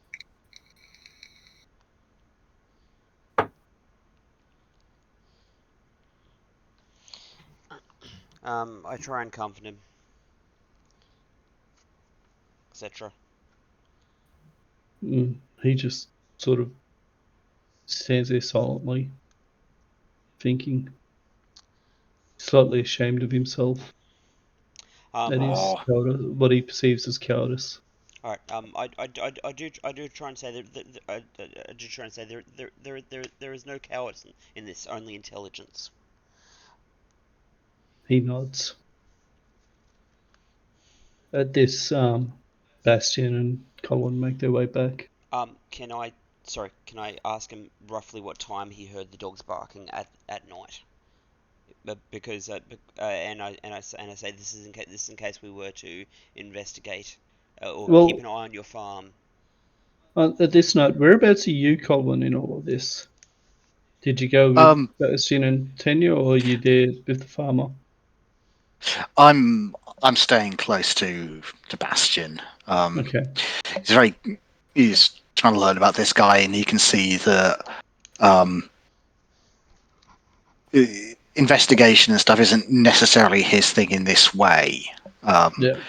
So he's sort of allowing them to take the lead in this, and then proffer an opinion once a conclusion. A conclusion has been come to. Sorry, what was the question, Varys? I just wanted to know where everyone was. I wanted to know roughly what time the attack happened, because and Varys will say it may make sense for us to keep guard around that time, just in case it repeats its visit.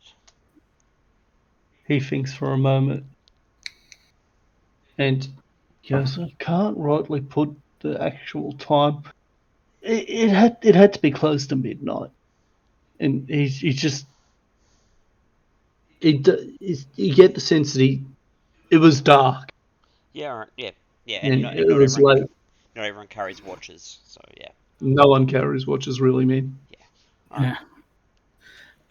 Bastion comes back, walks up, and just goes, "Sir, we have found a large hole in your fence out to the east. It's destroyed. I fear that the creature either came in or went out from there. And we found something curious. That it was still frosty and icy for some reason, even around the damage, even this time of day. I was wondering. Frosty? But yep. We are getting I have no idea. Winter, but we haven't had any frosts yet. Yeah, that's what's puzzling me. Perhaps the creature has some sort of power that is just very cold. Was the damage on the apiaries, and is there still sort of frost there? He thinks for a moment and goes, I don't know, but I do know that the seasons have been really odd lately. Early frost, late frost, early changes, but I don't think that would have affected this.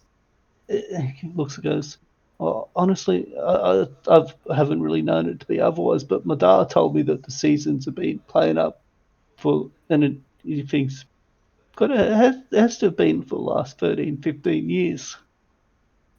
Right. Interesting. Was there an event a large magical or something event which happened? He looks at you blankly. You do know about the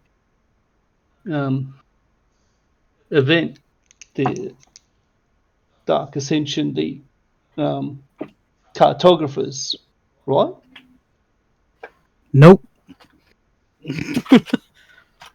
Bastion would be trying to get him back up to speed. He's been asleep. Basically, basically, there was, from my understanding, a group of heroes frauded a group of invader gods, I suppose. Dark evil gods trying to make themselves a bit of a home here on our world. Sounds bad. And these heroes defeated that? My understanding, we're not all enslaved and sort of going to altars for human sacrifices, etc. Mm-hmm. To the best of his knowledge, it all got sorted by the cartographers. Right. Well, it's something I shall have to learn more about, obviously. But your companions is it since then that the rumors and seasons have whatnot. been But, strange. Madar said about that time. We're not sure what caused it or if it was associated with it. We assume it was, but even though it's that's been fixed, the seasons are still odd. Large events can sometimes cause large ripples. Perhaps it has disturbed the seasons. Perhaps they will calm down after a while, but it may take time. Oh, with any luck. I shall keep my fingers firmly crossed. Clunk. He looks at the fingers. Yes, they are indeed crossed. Yeah. Literally, there was a clank. And I said, right, I think what we should do is probably set ourselves up and come back a little later and sit and wait and see if the farm is attacked again. While you're doing that, he is going to have a look at the aviary, and he's going down and seeing if. Because I wonder if there's frost damage here. He can't. He. For some reason, he goes to the wrong apiary to have a look at it. Can we see which is the broken apiary? Yeah, the broken one is. It could not be more obvious. I think he's actually another one to see if there's any damage to it as well. Right. While he's doing this, if I could just jump in very quickly. Golan kind of turns around and says, "Just to be clear, I'm not taking money off this guy." And then follows you as you go. Yeah. Yeah, we go over and look at the apiary. The actual broken apiary. Yep. Roll an investigation for me. Does anyone want to provide assistance? You can do it two ways. You can have one person roll advantage, or you can have two individual rolls. 19. 19. You get down on your hands and knees. You don't look at the actual apiary. You look at the ground around it. You see several parts of the hive that are literally frozen solid, as well as many of the bees dead, frozen mid-flight. Got you. You pick one up and it literally crumbles in your fingers. That cold. Right. Well, that's ridiculously cold. And brush myself off and stand up again. Well, stand up again and brush myself off. Go, yep. That was definitely some sort of creature that was imbued with cold or ice that attacked. Anybody any ideas? I do not know the creatures of this time.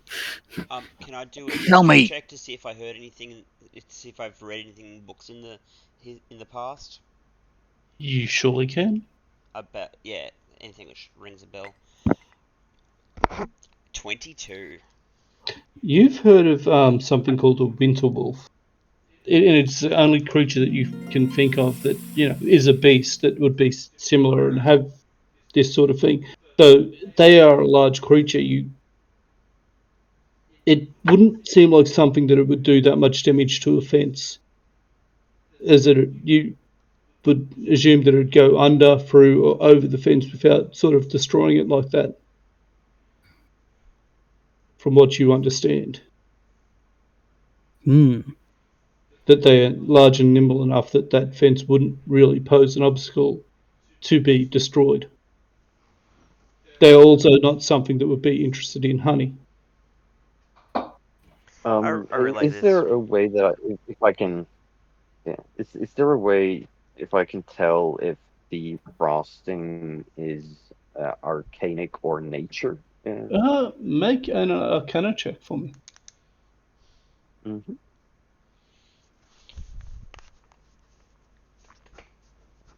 It's 19. Nice.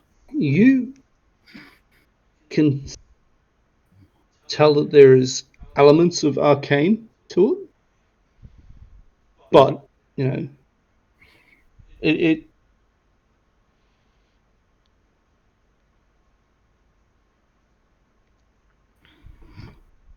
you gather that something that can turn flash freeze a bee so that it shatters the next day when it's handled roughly. Not as gently as it could be. A light touch shatters it. Is going to be something in this world arcane based.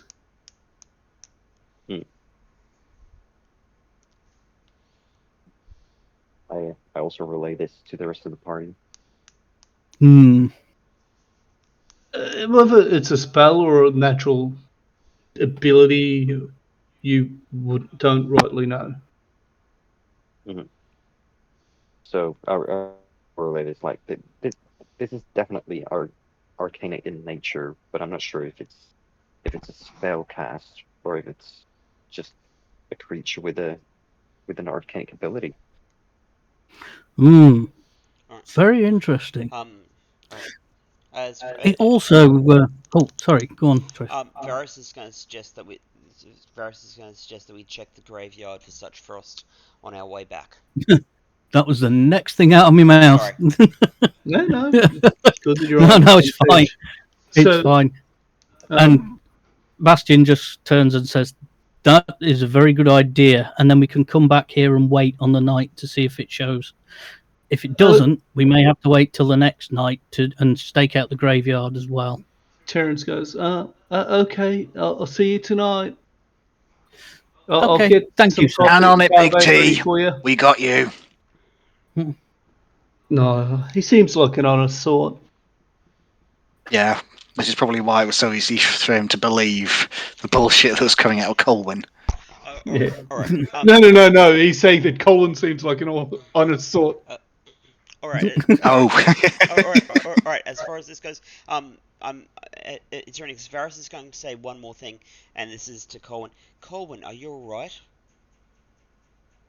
I'm a little worried for you because you haven't ever turned down money before, and yet you said we're not going to take money from this man. Seems not you. And then continues walking away. To be fair, you've only known him for a few hours. Oh yeah, although I've seen him take You money get a sense of two or three times ago. Yep, I'll take that, and now he's saying no, I won't take money from him. It's like it's odd to him, even though he's only known him a few hours.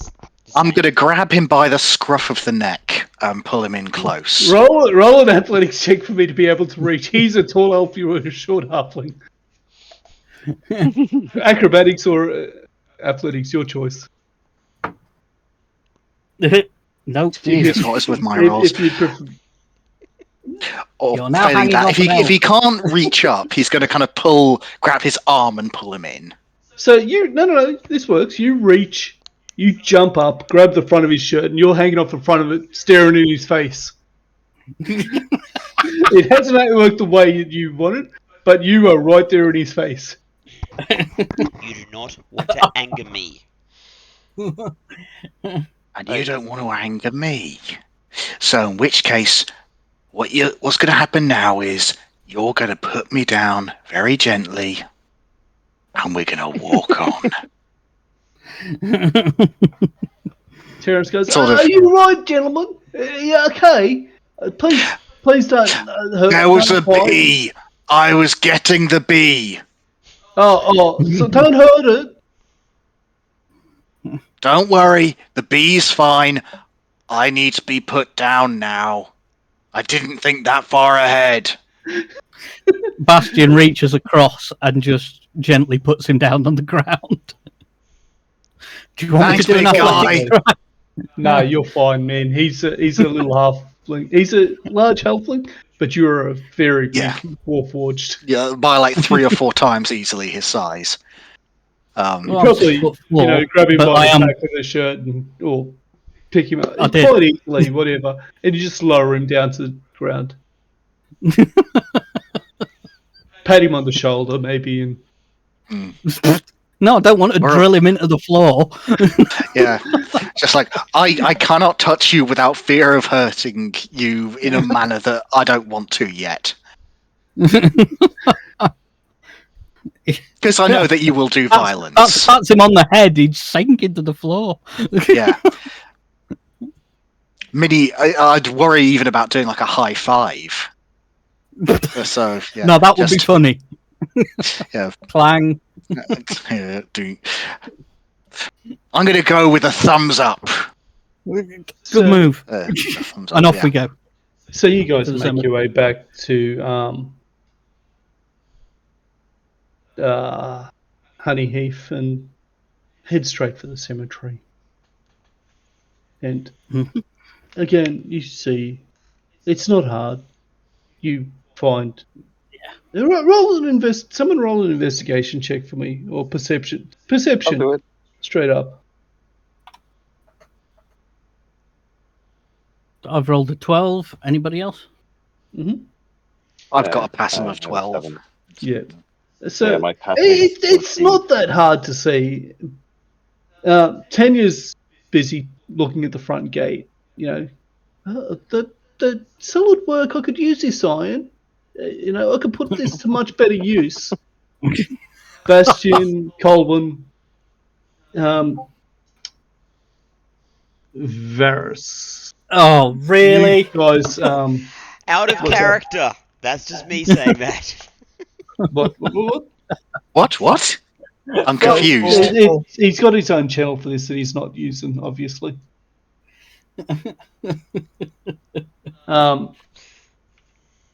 This is why he's got his own channel for these. Anyway, moving on. Yes, please do. While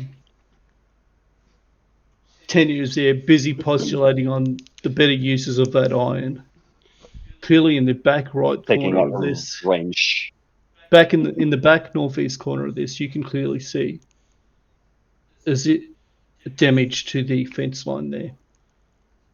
I will just say, actually, you're not live at the moment, so I can't see. Sorry, yeah, yep. I've stopped sharing it because we weren't there. But Yes. All right. I'm sensing an investigation check coming, so. so, up in the northern eastern corner of the cemetery, Ooh. you clearly see that there is damage there. I go over and check it for frost and stuff. 19. You see, indeed, that there is damage, and there no traces of frost. But you remember that from what you heard, this happened whatever happened here happened several days ago. I touch some of it and see if it crumbles. Because it would still make it brittle, wouldn't it? So you reach out, you grip one of the rails of this iron fence, one of the slats, whatever you'd call it, and yeah. it is very friable and breaks in your hand. Oh dear. I sort of look at it and just go, yeah, that looks like frost damage. You look at the ground there, and you see a large paw print, but you also see. Roll a survival check for me. On top of that investigation. 20. Oh, I was going to say someone can do a secondary one if they'd like to. Ooh! Look at him. Got reasonable survival. You as a veteran of many battles, looking at the ground, you are used to seeing signs of a struggle, of a fight. Though not on the size of whatever was fighting here, as if two very large creatures have been fighting here. Right. Interesting. You also see a small splash of blood in the corner. Oh dear. What is it? Well, that, unless I'm very much mistaken, are the signs of two very large creatures having at it. I'm just wondering if they were having at it over a prize or the young man. As if two creatures are fighting over food. Not good for the young man, I'm afraid. At all. That's not true. And Maybe he yes. got away. Well, we can only hope that there is some blood here. There is also the fact that this iron post is very brittle, and that would seem to suggest ice damage or some sort of damage to make it so. Iron should not snap that way. Can we have a look for other damage around this graveyard, see if there is any? Any more signs of a fight? Yeah, roll an investigation for me. Actually, no, we'll go off your previous investigation there. You see that there is knocked over tombstones, gouges out of great tomb, large markers, etc. You see again that massive paw print that you saw. Mm-hmm. Size of a dinner plate easily. But opposite it, you see a clawed print, large, 4 claws dug deeply in.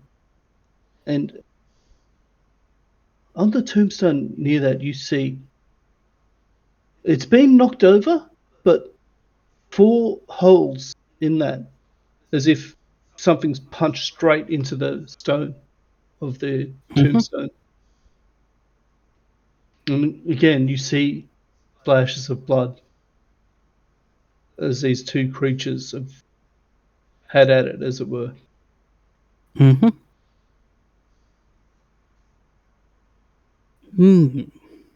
I relay all of that to everybody else. And just say, may I suggest that we, tidy up a little, make this place respectable. And I go over to one of the tombstones and start straightening it up. All right. As far as that goes, I'm going to say it may not be our place to do this. I think we should involve the priests because they may want to do some blessings on the graveyard. Good plan. Well thought. Her fence. Tanya finishes up with her fence tinkering and walks over to Bastian, and she's like, "Yeah, I'll help." And she uses mending. So so one of you is going to talk to the priest. I'll go. Yep. Yeah. And Bastian, Yeah, we you found continue damage there. It's only right we fix it. Yep. Okay, so Varus by himself. Anyone going with him? I don't see that I could add anything to. Okay. Yeah. Yep. So Varus makes his way back to the small temple there near the graveyard. It's a short walk. You guys can see him there. And you go in, and an older man is there. You recognise him from when you came out of the mayor's office earlier. Yep. He looks up. Oh. Hello, I recognise you from the mayor's office. I introduce myself. What's his name? Lord Gillison. How may I help you? I basically say, unfortunately, I'm not the Lord. Unfortunately, I'm not the Lord. If I'm the equivalent of anything, it is a Baron. But I am a very... No, you are far more than a Baron to their intents and purposes. Oh, you would still be a Lord by their books. You just wouldn't be the Lord. Oh, all right. So to their mind, they are addressing you correctly. I was on the impression that I wasn't. That's why I've been denying it this entire time. Because I had a chat the other day about this, and yeah. Yes, but you're in a different culture now. You are a noble-born son. Yeah. If you wanted to still remain technical on it, it might not necessarily fit here. I just want to suggest young master Squire. Squire, yeah. Your father would be the equivalent of a duke in Solsguard. Yeah. Yeah. Right. So you would be Father equivalently. Merrick, That's the one. All right. I tell Father Merrick about how there has been damage in the graveyard, and I was wondering if there are any blessings that would be required before we assist in cleaning up the damage in there. On a note, I said your father. It's your uncle who'd be is the head of the house. Yes, Sorry. yeah, I know that. He goes, yes, we've been meaning to get to that. We saw the damage. It looks like something's wrong through there, and my concern is the crying, the tears, whatever's there. I fear me it's the ghost of the boy that went missing. If I'm being honest, or he's trapped there somewhere and still living. I don't know. Is this something you're looking to look into? I basically described how there have been how there was similar damage over the honey farm, and how we think it may be related, and we are looking into that. If this is something we have just done, I've been speaking to my superiors. We are offering a reward for any information on what's happened there, for information on the boy.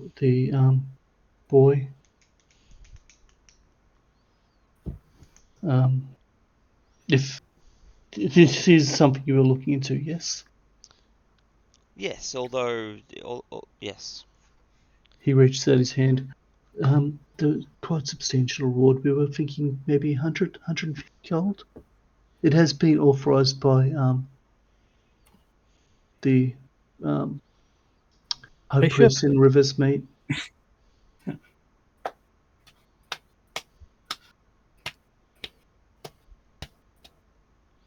Alright. I did say I was going to be more generous about gold this one. All right. The economy's on the up. All right. As far as that goes, I'm going to say I will pass this along, or I'll pass this along. Although surely you would like us to investigate it first before you. There will be no reward until I see results. Oh yeah, of course. Just yeah, yep. So is there anything you were required to do, as far as rituals for cleaning up the graveyard, or If you're finished with your you've conducted an investigation, I assume. yes. Well, we can. We would have to do that at tomorrow's morning's dawn, followed by one at the evening as the sun sets, to bring the full blessing of soul back upon that graveyard. And All right. then So clean it up first and then re-bless it. Is Yeah. what I'm getting here. He looks at you and goes, "Might impose upon you to keep watch here. We need to know if it is a ghost of the boy. I would like to know to let his mother know."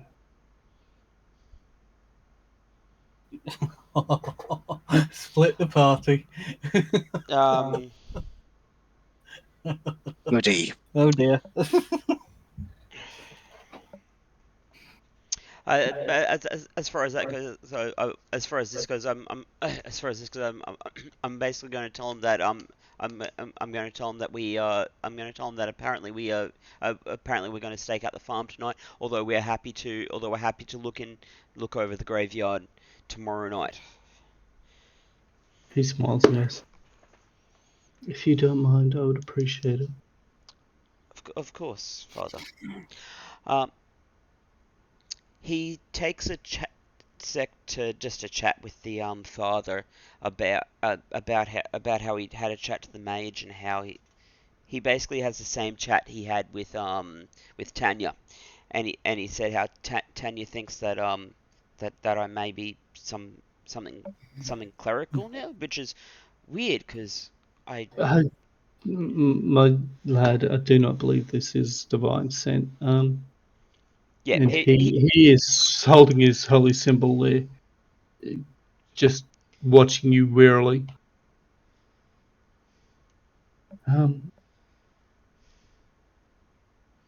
do I It notice? strikes Do me I notice as that he gets a little bit like with that? your passive perception, yeah. All right. I basically reassure him and tell him about my about my past and my healing abilities, and how my Healing, healing you abilities, say? and how my healing abilities, and how I now have the ability to heal with Usually, medicine kit and stuff. usually that would be associated with what you is. We've heard of this before. It's usually used by what we call witches or warlocks here. They make a pact with a power from another plane of existence. That Um, seems like what I may have Usually, inadvertently it's done. associated with evil beings that seek to use these practitioners for their own ends with promises of power. But I've never heard of one that has possessed healing power. Usually, it's much more selfish, damaging sort of abilities, curses, hexes. I can damage a little bit too, but the healing stuff is it's actually quite fulfilling. What I've worked out I can do anyway. Yes, it's. I don't believe I've ever heard of that. Anyone being able to heal with this sort of magic. It's a rare thing. I basically thank him for his time, and I say, is there anyone you can suggest I talk to regarding this further? I, I, the, I believe one of the representatives heading out from Summerford is a archmage. They may know more. Is he talking about I believe her name is Archmage Gertie of the cartographers. Oh, all right. Thank you very much. That's going to be a fun conversation. Yep. I am not doing that voice. I value my voice too much. Not unreasonable. You'll have to wait for I'm Gertie. loving. So you I'm head back loving to the the fact cemetery, that and we will probably call it there, guys.